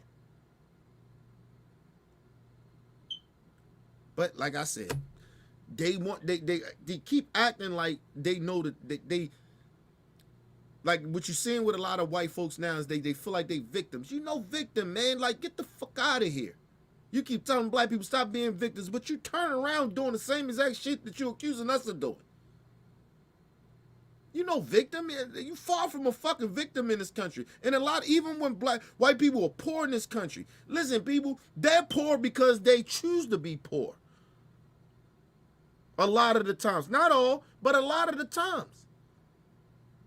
Because, like I said, I don't want to get too deep in this, but even with the politics, the reason you see poor white people like that is because they Republicans. They vote for people that take away their fucking rights and their money and stick all shit all in their community, and they don't make nothing off of it. They got dumbass, they elect stupid dumbass people that take advantage of them, corrupt people. So a lot of this shit, when you see a lot of poor trailer trash white people and shit like that, poor white people and shit like that, a lot of that shit is because of them and their ancestors.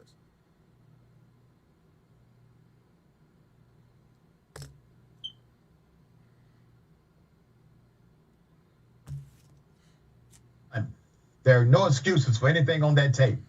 This is a classic. I'm so engulfed in privilege moment that I really don't know how to apologize. And listen, if you don't pay attention, you'll miss it. It's not even about the apology.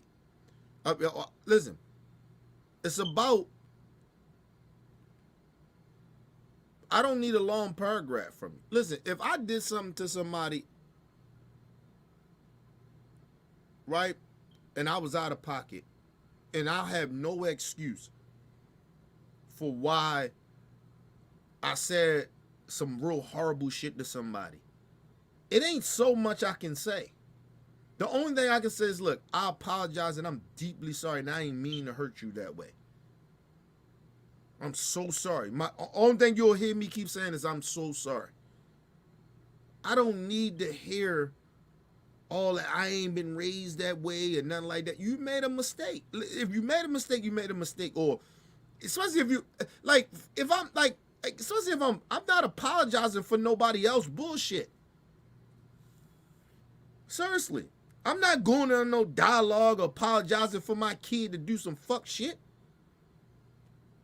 I'm just going to apologize. Listen, I apologize on the behalf of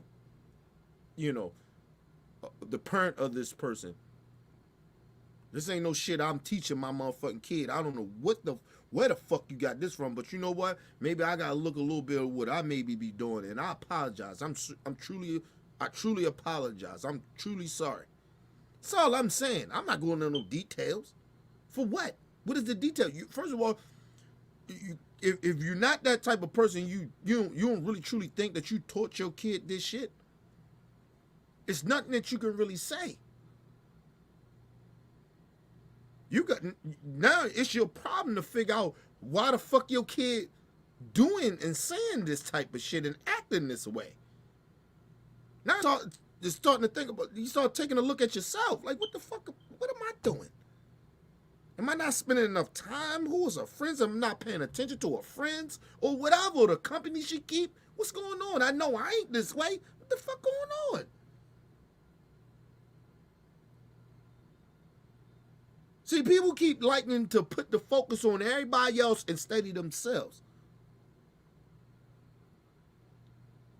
I gotta figure out what the fuck wrong with me. That's why, listen, the reason I don't have my circle is so tight and small now is because of the fact I had to start taking a look at who I am. And maybe who I am is not good for everybody. You get what I mean? That's why I don't fuck with everybody like that. Me being around these type of people, I don't listen, when I care about too much of how you feel about me, yeah, you care about how people feel about you, but when I start caring about how people feel about me or how I act and how I am and shit like that, then nah. It's a problem.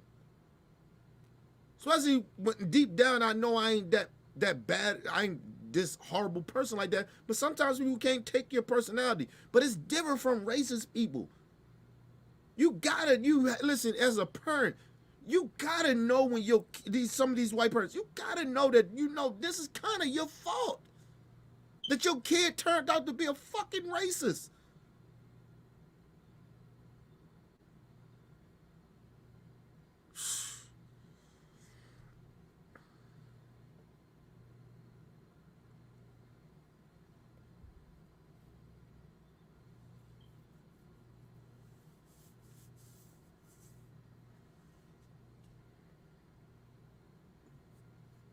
notice the pivot, because routinely what you see happen when somebody is exposed for their racism or they're apologizing for racism on any level, what they tend to do is just apologize to anybody who's offended.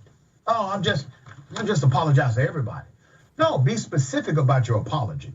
Apologize. Mind you, I just said that. You gotta be specific about, like, cause you the person was being racist. They was detailed about that. So you gotta be detailed of who you offended.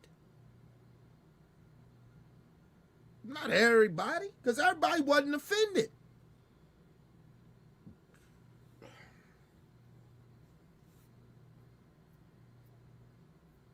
That's like I heard an apology a while ago where somebody went on a racist rant, right?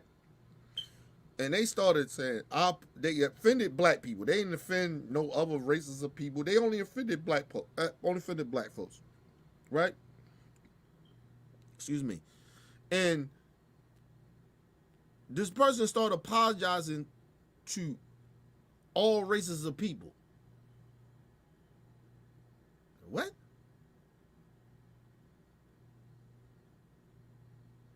Some racist people probably was a little thrown off by it that wasn't black. But you offended black people. So apologize to the black community and not everybody else. Because listen, let me just explain something to you. As a black person in this country, I can't speak for all black people, but I'm going to speak for a majority of us. Listen, when you offend black people and you be racist and all that other shit, listen, and it's no disrespect to other races of people. I don't give a fuck how they feel. Because it wasn't about them. It was about people that look like me. So apologize to people that look like me than people that don't look like me. I don't give a fuck how they feel. Because my people was offended. I was offended. I ain't Mexican. I ain't white, black. I mean, I ain't white or Chinese or Japanese and all that shit. Probably mixed with some of that, but I am black. I don't identify with nothing out that's mixed probably in me. I identify as black. I look black. I am black. I embrace being black. I know that I am black. I move like I'm black. So I don't give a fuck about what other shit, other races of people being offended when people, some of these races offend black people and they want to apologize to other races. Man, no, apologize to black people. I don't need your fucking apology. What the fuck are they mad about? Fucking bullshit. That's that whole thing, I don't see color bullshit. Well, I know some people that maybe get offended because, you know, other color folks. I ain't color folks. I'm black. I'm not color.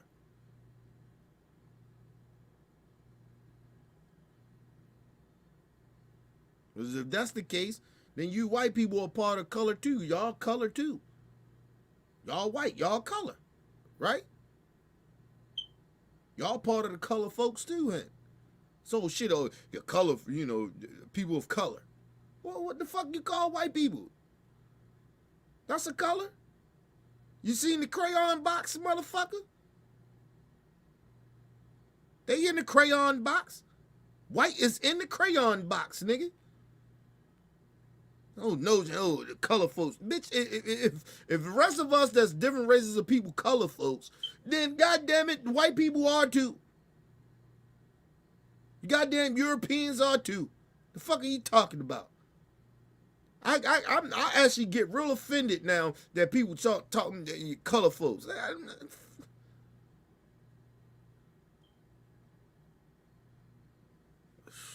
They ain't color, nigga.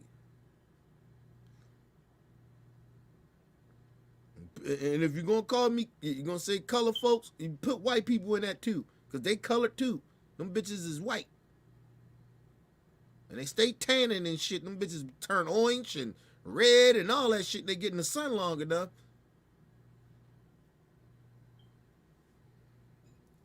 Guys, to the victims of the rant. No, they don't do that. They're not thoughtful enough to do that. They just want to apologize to everybody. Anybody who was offended, we apologize to everybody. I'm a good person. I won't tolerate this. All right. Her mother continues to say she believes that this was basically a setup, that her daughter was set up by her friends, and they were drinking and engaged in this kind of behavior. So with apology, she still gives excuse. Okay. The school released a statement that Gracie goes to, and the school said, "We have been made aware of recent statements made by an Oak Brook student. While these statements were made off campus and in a non-school..." Now, hold on. Now you heard her. She said, the mom says, and this is get back to being where I start being insulted again. And this is my problem. So just keep your apology. Don't even apologize then. Listen, when you make excuses and start saying, oh, well, she got set up. How do you get set? Listen, people.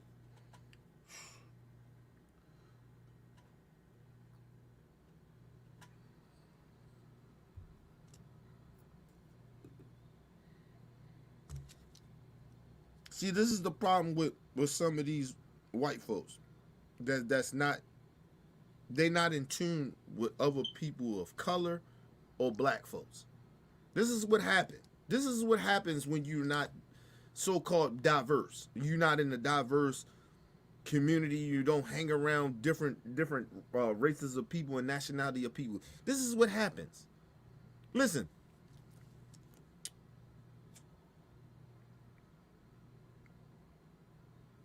Let me just explain something to you. These same people that she talking about, oh, they set her up. These are the same people that live in their community. I guarantee you, those kids, parents, was hanging with her parents. She know her parents. This lady know that she hangs with these parents. She was set up. No, she wasn't. She was egged on. But she wasn't set up. And first of all, what you say, when you tell me that she was set up, that means that she got caught being who she really was, and she kind of meant what she was saying, but she just got caught on camera.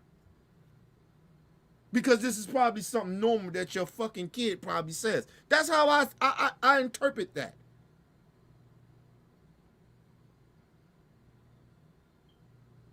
That's how I interpret that, people. It's no way impossible that this is okay. And then she's acting like, oh, well, they set her up. They didn't set her up. They enabled her. They was yelling, yeah. The problem was that she was the only one on camera.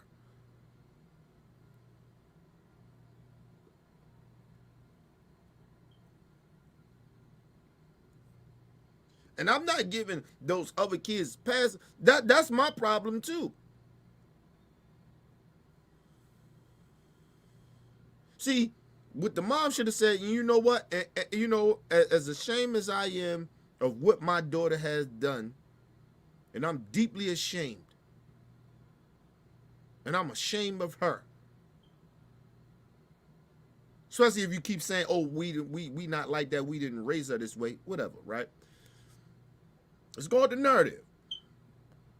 I'm ashamed of those kids that was egging her on to continue to be as racist, saying that racist and the most ignorant stuff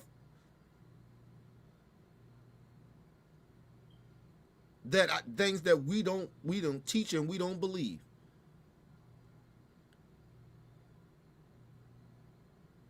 And just like I'm sitting out here taking responsibility for what my daughter said, or part of what she did, so as those other kids' parents should as well come out and speak on this. And I will be figuring out, I will be talking to the parents of these children, and so we can teach our kids and figure out what the hell is going on. See, that's another whole conversation. That this is where a lot of some of these white folks ain't built like that, because they just think racism is just, it's like a motherfucker just, being bad. Like you know how you got like a kid that just acting, acting bad, acting out and shit like that. That's how they look at racism. A lot of these white folks, that's how they look at it. They're just acting out. That's how they kind of look at it. It's no way impossible that you sitting there acting like, oh, they set her up. Nobody set her up, because nobody made her say anything. She didn't have to say shit. They egged her on, but she didn't have to say it.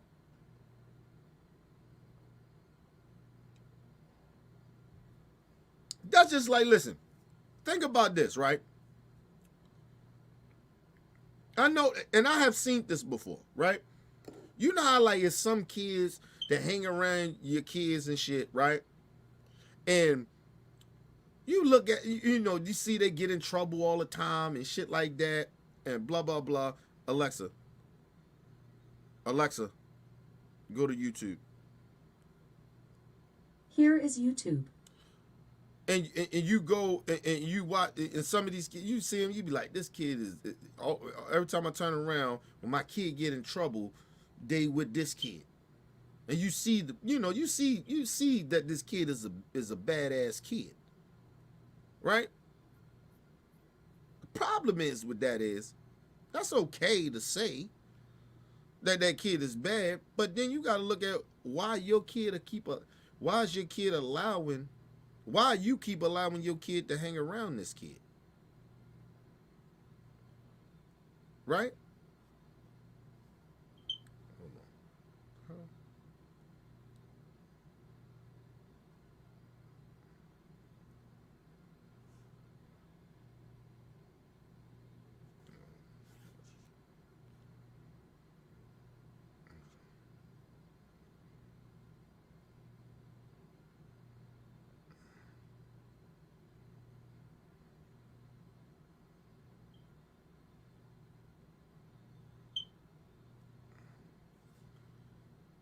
What the hell is going on here?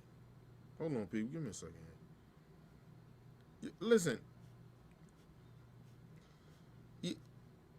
And the kid is bad, but at the same time, why you keep allowing your kid to hang around this kid? And at the same fucking time, right? Because I always keep saying this, right?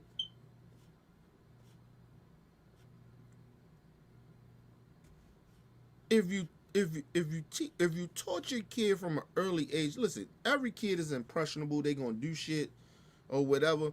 But the one thing that you don't do is that you make excuses for your kid and their bad behavior. You take partly responsibility for it, but at the same time, unless they got some type of disability or something like that, that's different, right? But like my daughter has a disability, so I'm involved, personally involved. My wife personally involved. We teaching her differently, because she had a different disability. But we don't try to make it.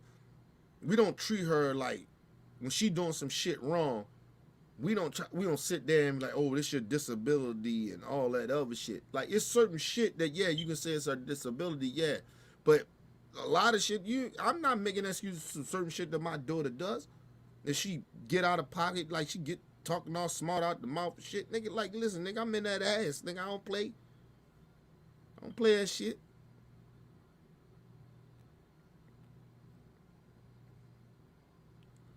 I don't play with my daughter like that, man.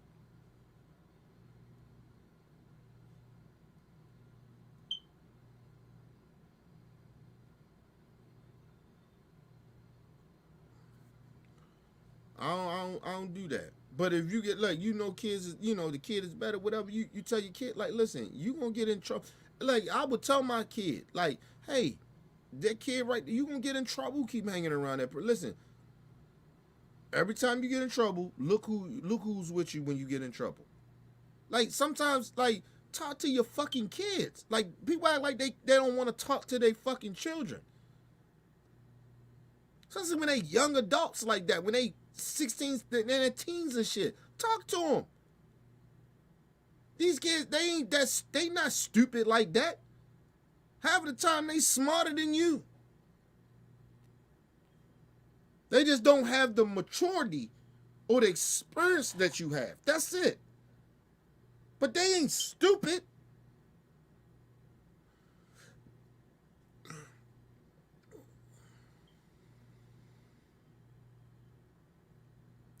Listen, man. Listen. Listen. I'm hardcore as a parent. I ain't. Listen, come on, man. I don't play around with children, man. Listen, I come from a different generation. They don't play around with kids. Listen, I wound up doing a lot of fucked up shit in my life, nigga. Nobody made excuses for me. Grandma probably was a little soft on me or whatever, but nigga, consequences still came after that. No matter how soft she was on me, how soft she, when I did some shit and I was wrong, how people was being soft on me or whatever the situation, whatever I was going through in life. Nigga, the consequences didn't change that. Give a fuck about that. The karma or whatever. I got the fucking results, the bad results of doing bad shit. And I don't know why people trying to shelter their kids from that shit.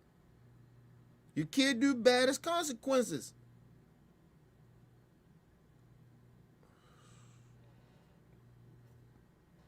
Routinely, what you see happen when somebody is exposed for their racism or they're apologizing for racism on any level, what they tend to do is just apologize to anybody who's offended. Oh, I'm just apologize to everybody. No, be specific about your apology. Apologize to the victims of the rant. No, they don't do that. They're not thoughtful enough to do that. They just want to apologize to everybody. Anybody who was offended, we apologize to everybody. I'm a good person. I won't tolerate this, all right? Her mother continues to say she believes that this was basically a setup, that her daughter was set up by her friends, and they were drinking and engaged in this kind of behavior. And that's another thing. Listen, we're going to be honest about this. You're not going to stop your kids from doing drugs as teenagers and shit. They're going to experiment and shit. They're going to drink. It's going to happen. But it's your responsibility to tell them what happens with that. The consequences of it. Now, they do it, then you give them consequences. You don't let them off the hook. A lot of times you let them off the hook. Listen, I don't give a fuck that they was, and that's the thing, they was drinking, so that's already, right there, listen, I ain't even gonna lie to you. Like, if I tell my kid one time I catch you drinking, and you doing drugs, or you smoking marijuana, whatever, right? You doing that shit. And I catch you doing it, and I know you doing it. You get one warning from me.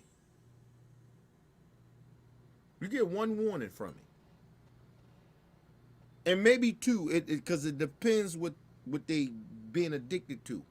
Because a lot of times they've been doing the shit behind your back for so long, now they're addicted to a lot of these drugs. So now you put them in rehab and all that other shit, you know, that's the second strike. But the third strike, nigga, I'm calling the police on you. Or you gotta get the fuck out of my house. You get out of my house, or I'm gonna call the police. Like, you cannot keep allowing your kid to break the rules. And people are like, kid, that's harsh. Man, come on, man. No lie to you. Listen. I wish I had that type of discipline when I was growing up. I didn't have that. I raised myself. I ain't saying I ain't had other people around me, adults that didn't help raise me, but they wasn't, like, I grew up in a different type of era, in a different type of community. Like, I got to a certain age, nigga, like, with no consequences for a lot of shit that I did. Nigga, listen, I no lie to you.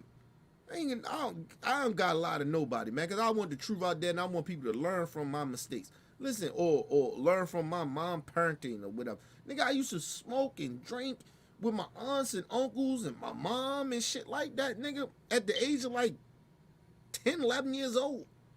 Smoking J's and shit. That ain't cool.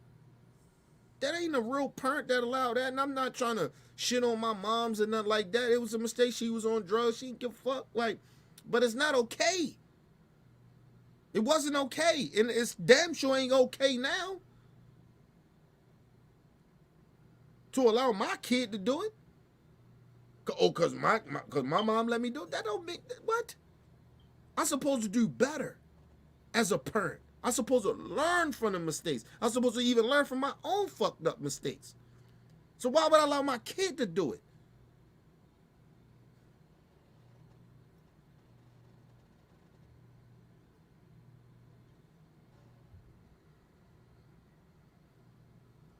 I always tell people this, right?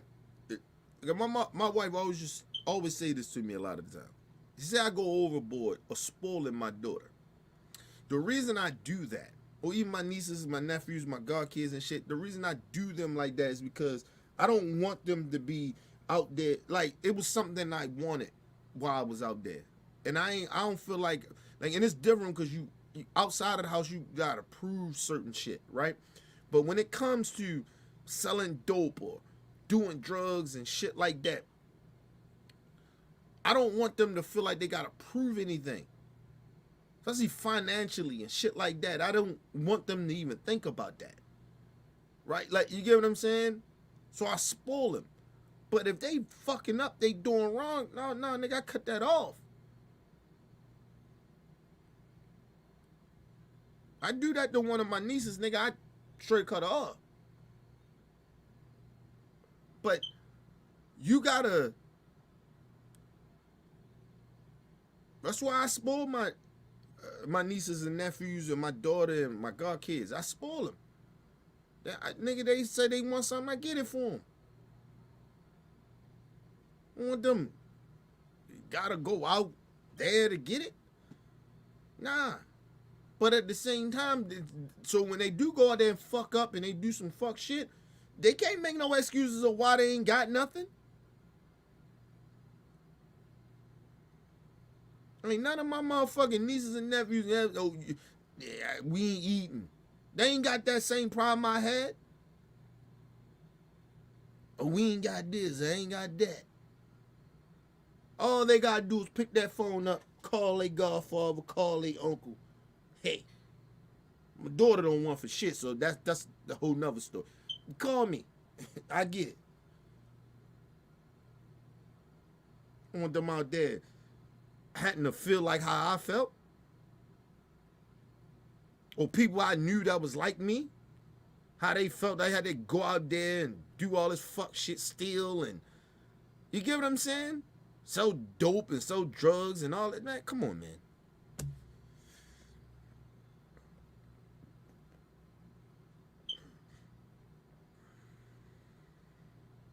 Of course, you teach your kids responsibility and tell them to start working and shit like that, but you help your kids. You help them. Listen, I try to treat my motherfucking god kids and kids, and they parents do too as well. That's why my daughter taught like a white girl. Right? But she crazy as a motherfucker. She got my blood in her. But my daughter, like, my god kids, they not like, they growing up a certain type of way, but they not growing up like how I grew up. I make sure that shit. We take care of our motherfucking kids. That's the one thing I can say about all my god kids, all my nieces and nephews and shit. You know what I'm saying? They grow up way different than we are. They getting what they want. You get what I'm saying? They childhood, it was nothing like ours. Nothing. Now their adult life, that's on them. Okay? But I mean, you still help them, but I'm just saying, but Their childhood was nowhere near ours. Nowhere near. None of my god kids, none of my motherfucking nieces and nephews can ever fucking say that. All bullshit. They can't say they grew up like we did. That's just a fact. And you know why would they want to say that? You supposed to want to live better, but you don't have them spoiled and shit. But you have a balance. It's a balance that you gotta have. But anyway, let's move on. Behavior. So with excuse, with apology, excuse me, she still gives excuse. Okay. The school released a statement that Gracie goes to, and the school said, "We have been made aware of recent statements made by an Oak Brook student. While these statements were made off campus and in a non-school related event, we find these comments and the behavior of those involved offensive and extremely disappointing." Now, I want to remind everybody, you have one. And see, that's part of the problem too, because I need people to start understanding these kids got to learn this young. And this is why you see a lot of these Kerns and Kevins, they get out here acting all crazy and shit, right? And they all talking about cancel culture and all that other fuck shit. Listen to me.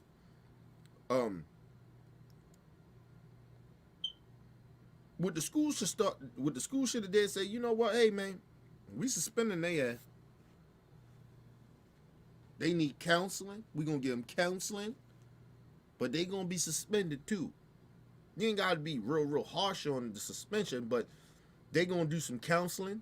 And if they don't do no counseling, then they gonna be suspended. We're gonna suspend them even longer. We're gonna suspend them some more. Like, it gotta be consequences for these kids. So when they get older, they know not to act this way.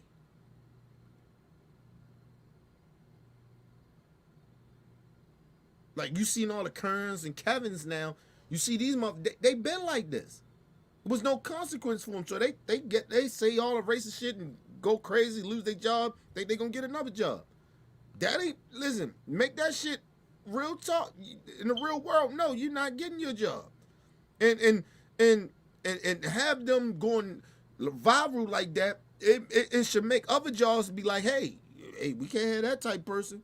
Or we're not saying we're going to give up on society, but we just saying, hey, man, you're going to put some work in. You need some counseling. Something wrong with you to think that being racist is okay. Now, I keep telling everybody, it's a mental illness. I believe it's a mental illness. Listen, if you racist like that, nobody just all of a sudden wake up one day and be racist. It's just not like that. This shit is trauma. This is shit that they parents and communities been teaching them. And then fuck these kids up. And then they wind up growing up to being grown as adult racists. They need help. These mentally ill motherfuckers. Nobody wakes up being racist. Nigga, come on, man. Get the fuck out of here, man. Something wrong with you. If you wake up being racist, nigga, and you just on some racist, nigga, something wrong with you. Something is wrong with these white folks. Something is wrong with some of these white folks. It's no way impossible you wake up like that. That's why I say a lot of times, you look at a lot of these niggas in the hood. These niggas in the hood is mentally ill. And let me explain something to you to make it clear to how I know that. It's because I was mentally ill. Nigga, ain't no way you wake up every day thinking that selling dope and killing your community if you know better, too. Especially if you know better. And you make all the excuses in the world to why you doing it. And you think it's okay. Something wrong. Robbing, stealing, murdering people. Come on, man. You mentally fucked up. I'm gonna go the same thing with these racists. These racists are fucked up. They are mentally fucked up.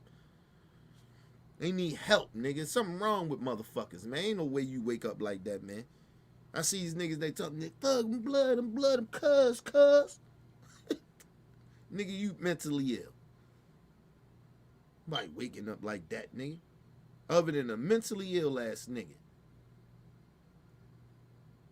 You banging. I'm a street nigga. I'm a tough nigga. Man, get the fuck out of here, nigga. Something wrong with you niggas. And I'm gonna continue to say that.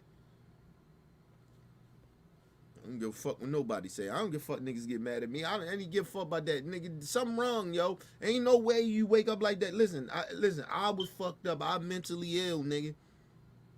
Brainwashed. However you want to look at it. But goddamn it, you was fucked up. I was fucked up out there. No way, nigga. And the shit that I know now that I know and I think is okay. And then you see the grown ass niggas still out there egging this shit on with these young niggas. Whack 100. Goofy ass down. I'm still Paru. You nigga, you mentally ill. You need help. Nobody in their fucking right mind out there. You a grown ass man. You 40-something years old. You got grandkids. And you out here talking about I'm Paru. Please. One student on camera, the other ones are off camera, but this is a team sport. Racism is a team sport.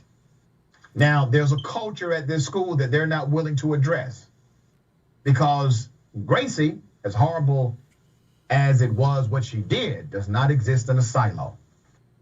That's why we have to continue to combat racism, systemic biases on all levels. Remember, we've reported on children who have committed suicide because of racist students like that. We've had to do those reports here on Indisputable. I don't want to report. Now, mind you, and that's my thing. See, this is why racism is so bad. And so, I think I made the statement earlier. And I maybe, you know, and sometimes you speak sometimes, or you speaking out of pocket sometimes on certain shit. Right? And I take that back. Words do hurt. People die because people are being harsh and evil and discrimination and racist and saying the most horrible shit to people. People being bullied out here. Words do matter.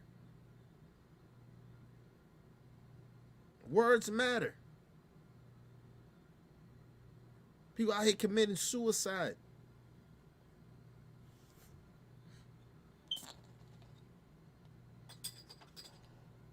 I'm very, very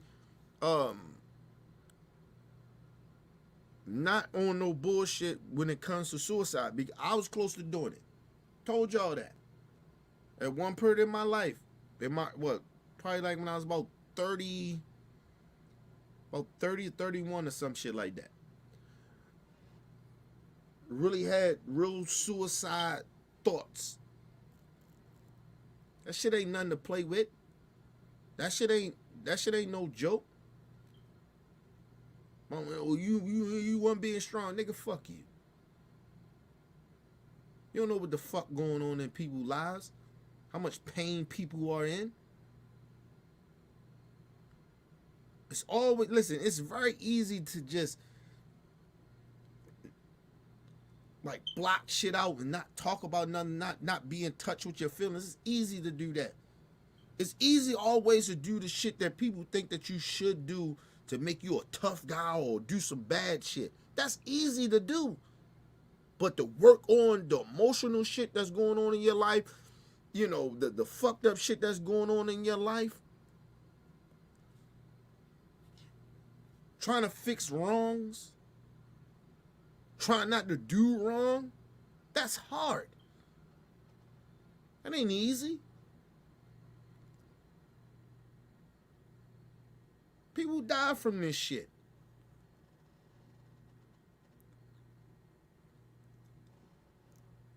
Because at the end of the day, if you really want to be honest about it, racism is like, when these racist people, they really basically bullies. They bullying people. They no different than a bully.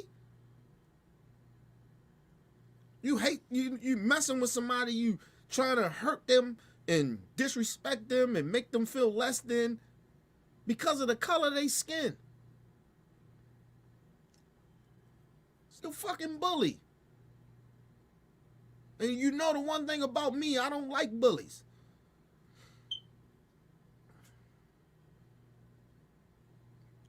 That's why I speak on the racism and shit. That's why I speak up for people that's going through racism.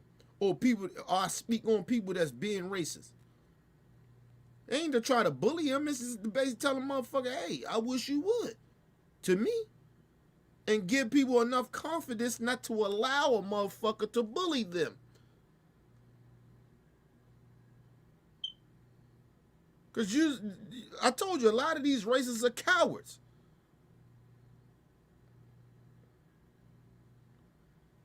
You don't fucking be racist to nobody because of the color of their skin, nigga. That's some coward shit. Nobody give a fuck about. I don't give a fuck about what people color. I don't care about what the color of the skin of a person. Nigga, live your life. As long as you ain't out here trying to hurt other people and nigga, do you. I don't care. Just treat other people good. That's all I care about. I don't give a fuck about all that other unnecessary shit. People care about too much of that dumb shit. Worrying about what the Joneses got, or worrying about what other motherfuckers wearing, what he got in his house, or he poor. So what?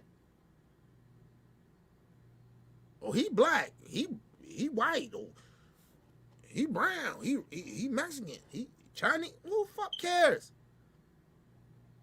What you worrying about it for, nigga? If I stab you, you gonna bleed. If I stab you and you stab me, we may have different color skin, but if I stab you and you stab me, we gonna bleed the same color.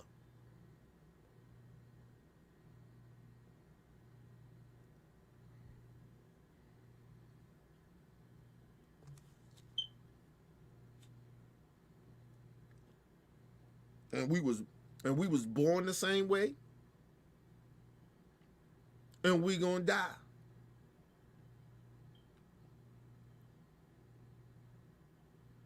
May not die the same way, but we gonna die. So how you better? How the fuck could anybody think that they're better than anybody? I don't understand this shit. I don't get that. It always hurt my feelings because I just don't understand why people just think that they better than people. I don't get that shit. Especially people that hate other people. I don't get that. Last little bit of this, people. Want to report on any more children committing suicide because they're black.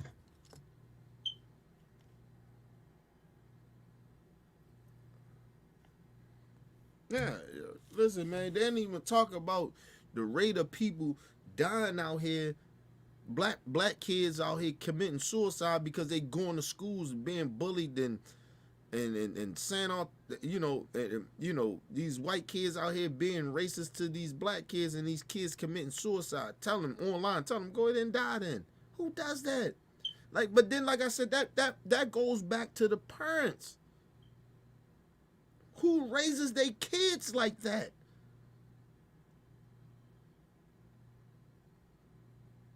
That your kid think that's okay to tell another kid, to bully another kid, but then at the same time, tell that kid to tell another kid, would think that it's okay to tell another kid to kill themselves. That's what we doing here. Weak ass parents. Because if it happened to your fucking kid, you'd be devastated. That's what I don't be understanding. That's what I don't understand. That's where the humanity come in. That's why I be trying to tell people. That's where the humanity come in. Think about if that was your fucking kid. Your kid committed suicide because they felt like they was less than.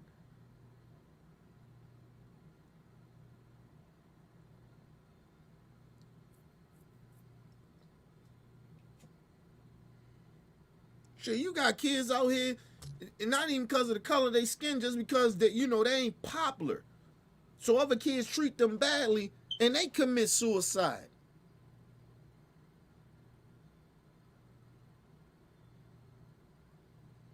Listen, I always tell people, listen, I don't hang around people. I don't give a fuck if people popular than me or people think that they more cooler than me.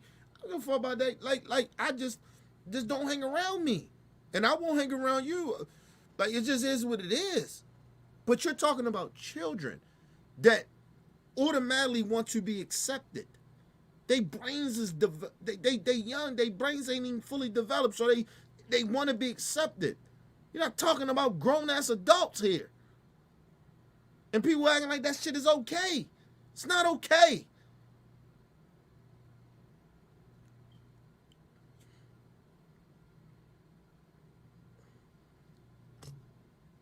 That's why, like, listen, I wish my daughter would be a bully. I wish she would. Or any of my nieces and nephews. Nigga, I'll give them a rude awakening real quick. Rude awakening real quick.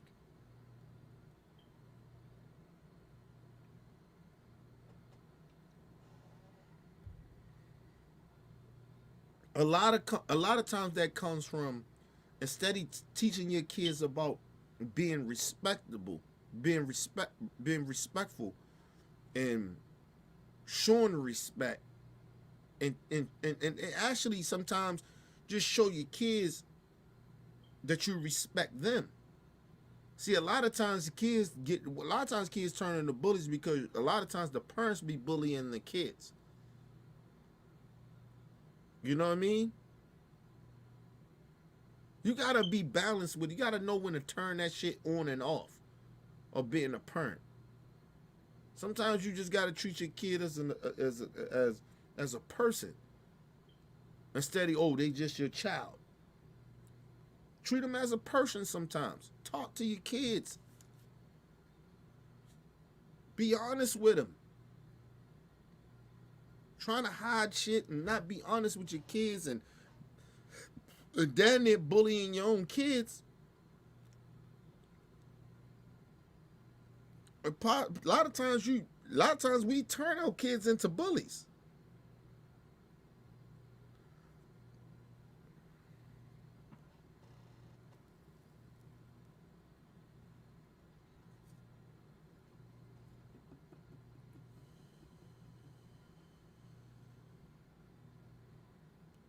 I think the reason I'm the way I am about helping others and shit like that and sticking up for other people is because I had enough people around me, because I got bullied when I was a kid. So and I didn't look at it as bullying when I was a kid. It was almost like, to me, you know, I'm from the streets, like I'm from the hood, so it's like it's different from me how I looked at that. I didn't look at it as a bullying until I got older, and I was like, damn, I did get bullied. But a lot of the reason that I do the shit that I do, yeah, because I got bullied, but the other part was because other people, you know, stepped up for me and, you know, and fought for me, was there for me, you know what I'm saying, and shit like that, and it made sure people didn't bully me and shit like that. I had that type of shit.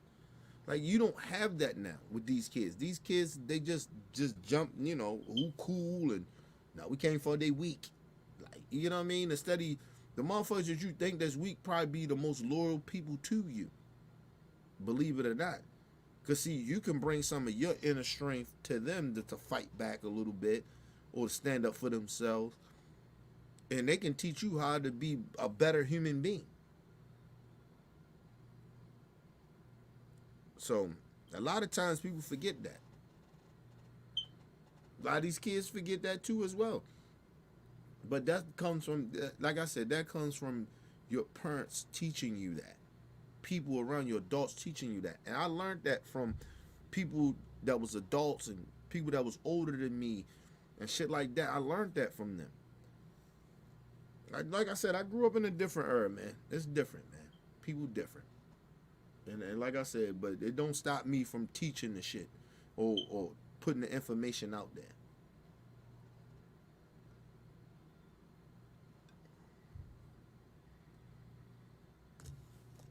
It's a lot of bad shit going on out here, people.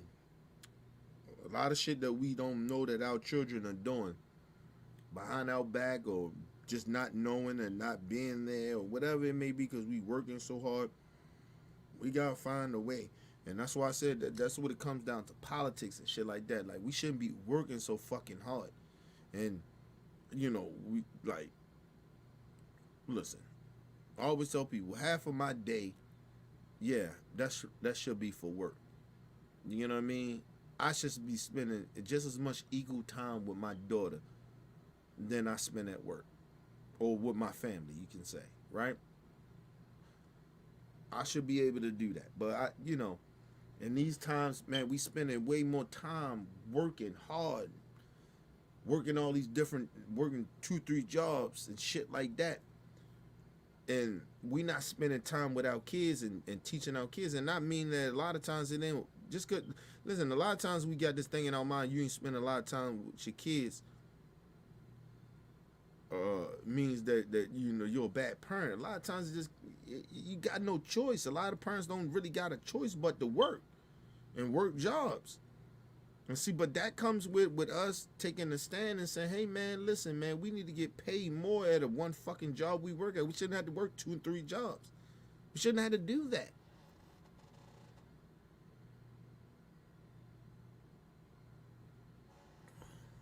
But everybody just want to, you know, we in a time right now in America that I don't like that we do as a people, is that we're sitting here, we're doing culture wars. Culture wars is fucking this country up. This country is fucked up off of culture wars. Like when I see these children, I don't listen. I see children. I don't see fucking, like, I try not, like, of course I see color, but I just see children. Like, we fucking these children up. They supposed to be our future, and we're fucking them up. We all take responsibility how fucked up these kids are.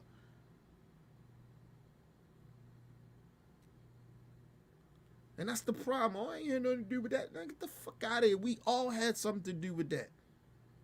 It was, I guarantee you, it's the first time in your life that you thought that, you know what, I should have stepped up. I should have said something, you know, and you didn't do it. That has an effect on the children. When you ain't stand up and be strong or did the right thing, that affect the fucking children. The problem is a lot of us don't want to take no responsibility. Well, I ain't doing that. That ain't, man, come on, man. You might not be doing as bad as other parents may be doing, but you ain't 100. You ain't no motherfucking great parent. Listen, man. Listen. I always tell my wife that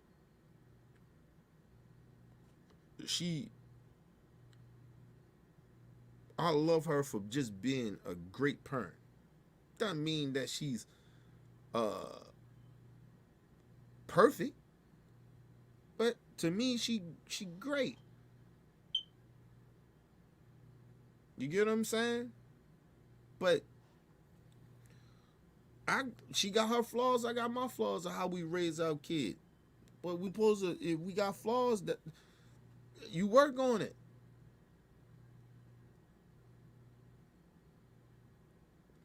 You never go in no shit think that you the best or you the greatest of doing something. You not. We all supposed to kids. We're all supposed to learn. No matter how fucking old you get. All you gotta learn. Nobody knows every fucking thing. It's bullshit.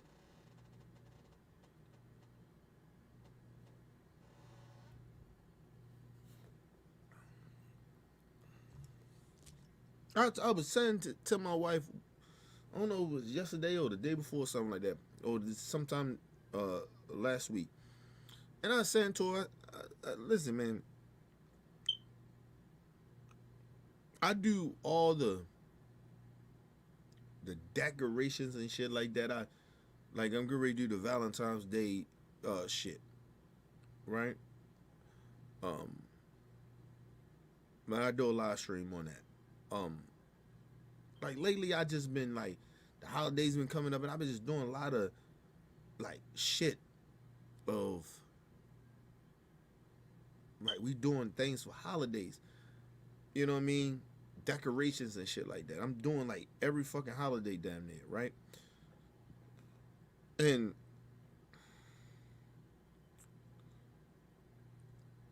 it was crazy for me because I was like, yo, I was trying to figure out why am I doing that? And I figured out why, right?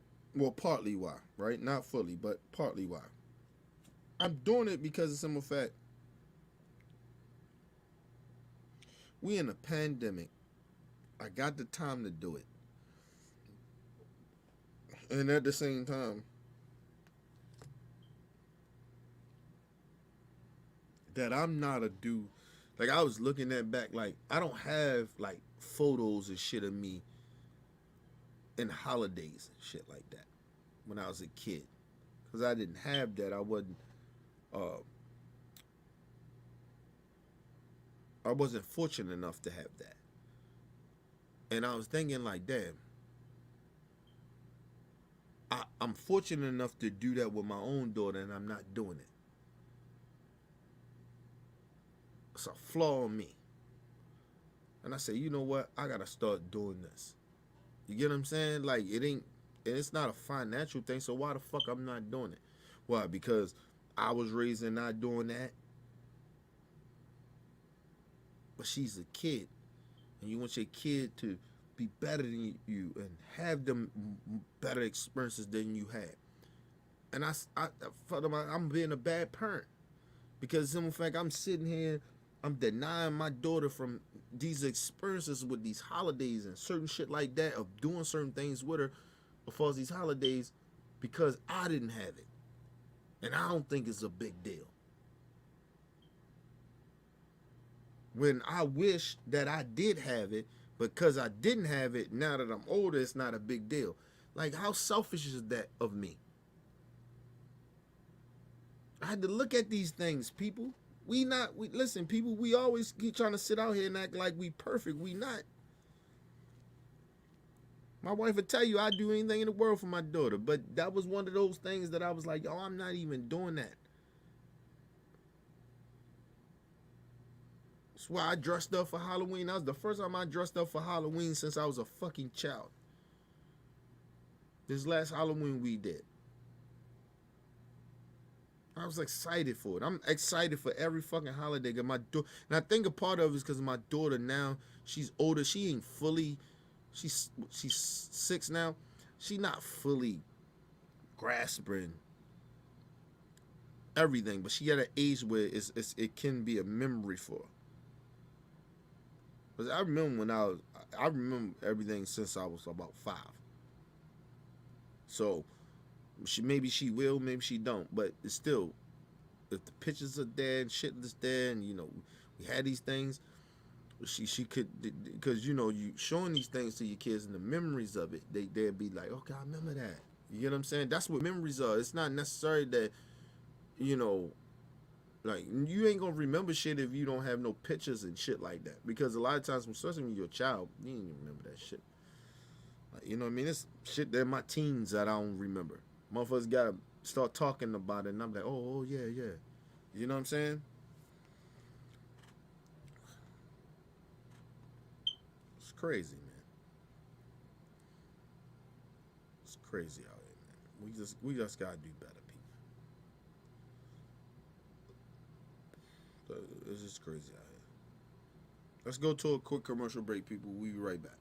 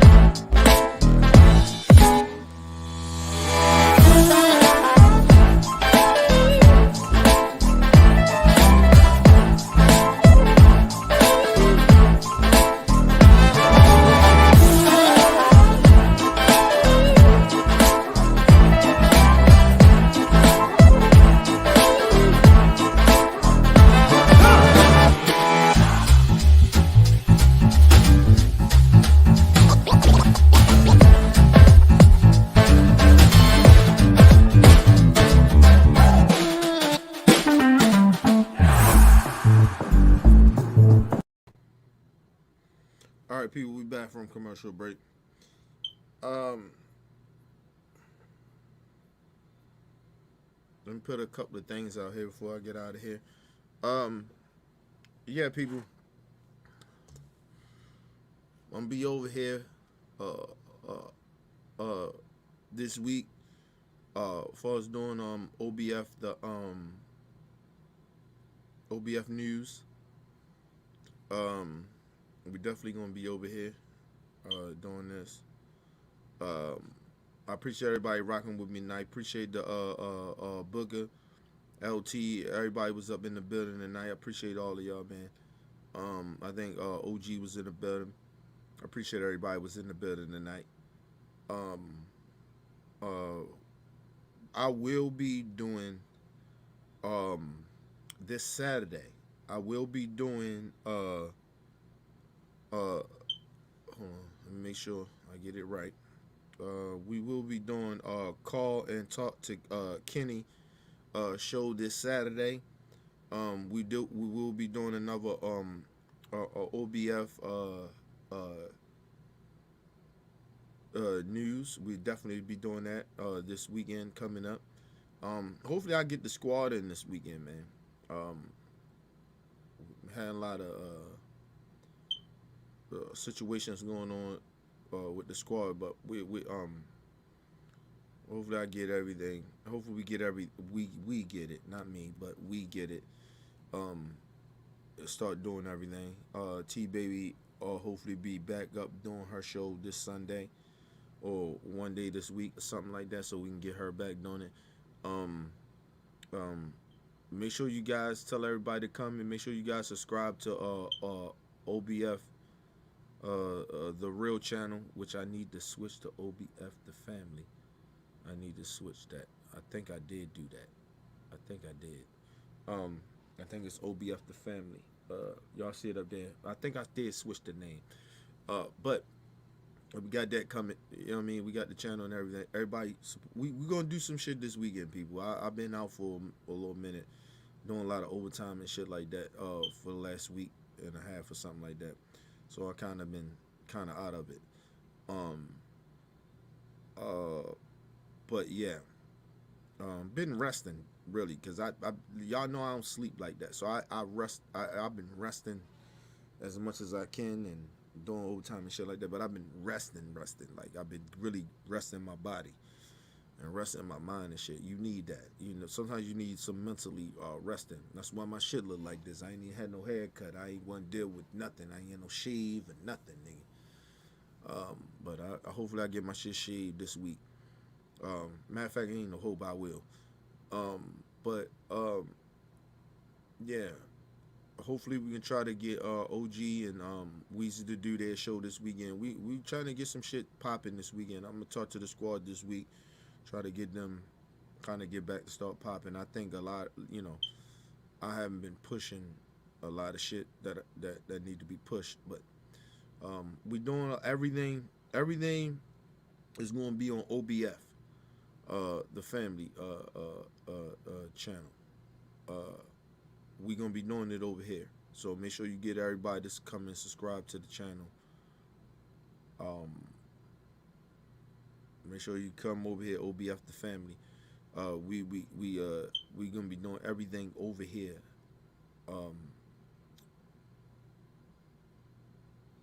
YouTube was tripping. Like they fucking with opinion but facts. Opinion but facts on Real Talk. Y'all know I keep it 100 with y'all. I think they trying to shut down OBF. I mean opinion but facts. So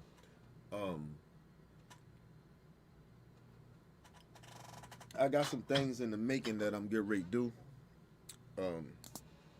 You know, like I told you, the one thing about me, I know a lot of fuckery shit going on because I know this is what YouTube is trying to do. But I'm getting ready to do some major shit. I'm getting ready to go on some other shit I'm getting ready to start doing. We're getting ready to go to a whole nother level on this as far as opinion but facts. Because I think YouTube is really, you know, they seeing me growing and they saying I'm getting ready, this movement getting bigger. And they are really, I mean, they talking, they giving me strikes and shit for fucking videos I did fucking over a year ago, 2-3 years ago. Like, they are like on some fuck shit, and I'm like, how you gonna like it? Like, if it go against the policy or whatever, you know what I'm saying? Just take this shit off. Like, get rid of the video. Don't give me a strike. Don't try to, cancel my fucking channel. Just get rid of the fucking shit. Like, and I think that should be in part of their policy. If the video is that bad, just take the shit down. Like, you know what I mean? If I'm violating something, just take it down. But they are really trying to get rid of Opinion But Facts. They see we growing, and they know every time I'm on Opinion But Facts, they know we growing. That's why I tell everybody, come to OBF the family, come to this channel, because I need y'all to, come over here, because we trying to build this up. But I'm gonna be over here all week. I probably, at least, even if, like, when the suspension is up, I probably don't even do OBF, because I'm gonna be over here trying to build this shit. So I'm gonna be over here. And so, make sure you guys, and I got some shit I'm working on too. I'm getting ready to fuck their head up. They think that they doing that shit and they on some fuck shit. And like I said, you don't know what's going on. These white supremacists might be out here doing that shit, and then YouTube on that fuck shit. You never know what's going on. But I got some shit. You know what I mean? Like I said, I work around fuckery. I don't let fuckery shit fuck with my state of mind. Like, you know what I mean? I continue to do what I do. But yeah, all this week, I think for the next 2-3 weeks, I think I'm gonna be over here doing OBF the news. OBF news. So I'm gonna be over here, people. So make sure y'all guys come over here. Get everybody to come over here to subscribe. Make sure you subscribe to this channel. Hit that like button. Try to boost this channel up. And I got some other shit that I'm working on. So, I get back to, I'm doing what I do over here to help support the family over here, because this is OBF, the family over here. So, it's all love over here. Yeah, so got all that happening this weekend. Yeah, man. I'm going to get up out of here. Hopefully, if I don't do a live stream tomorrow, people, I do one Wednesday. So I appreciate everybody rocking with me tonight. I appreciate y'all. Love y'all. Y'all know that. Leave your comments. Hit that like button. Support your boy. It's your boy Kenny, man. Peace and love to the world. Hey, it's Shay. I've been deemed the mother of OBF, which means I care for this channel. I care for each and every member of this channel. I've been kicking it with OBF for more than 6 years, which means I'm not new to this shit. I'm true to it. I believe in the intent of this channel. I believe in the mission, which is to inform, to educate, to notify, and to discuss. Here, we talk about everything, the latest and the greatest. You're going to get our opinions. You're going to get the facts raw and uncut, straight up real, 100%. Besides doing that, I think we've created something that haven't been done yet on this YouTube platform. We've created a squad that not anybody could be a member of. You have to be real. You have to be inspirational. You have to be positive. And most of all, you have to be consistent. You probably see on the show, we fight. We fight for our opinions. We fight for what we believe in. We fight, yes, as a family. But behind the scenes, we love even harder. Here at OBF the Squad, we are not kinfolk. We are straight up family.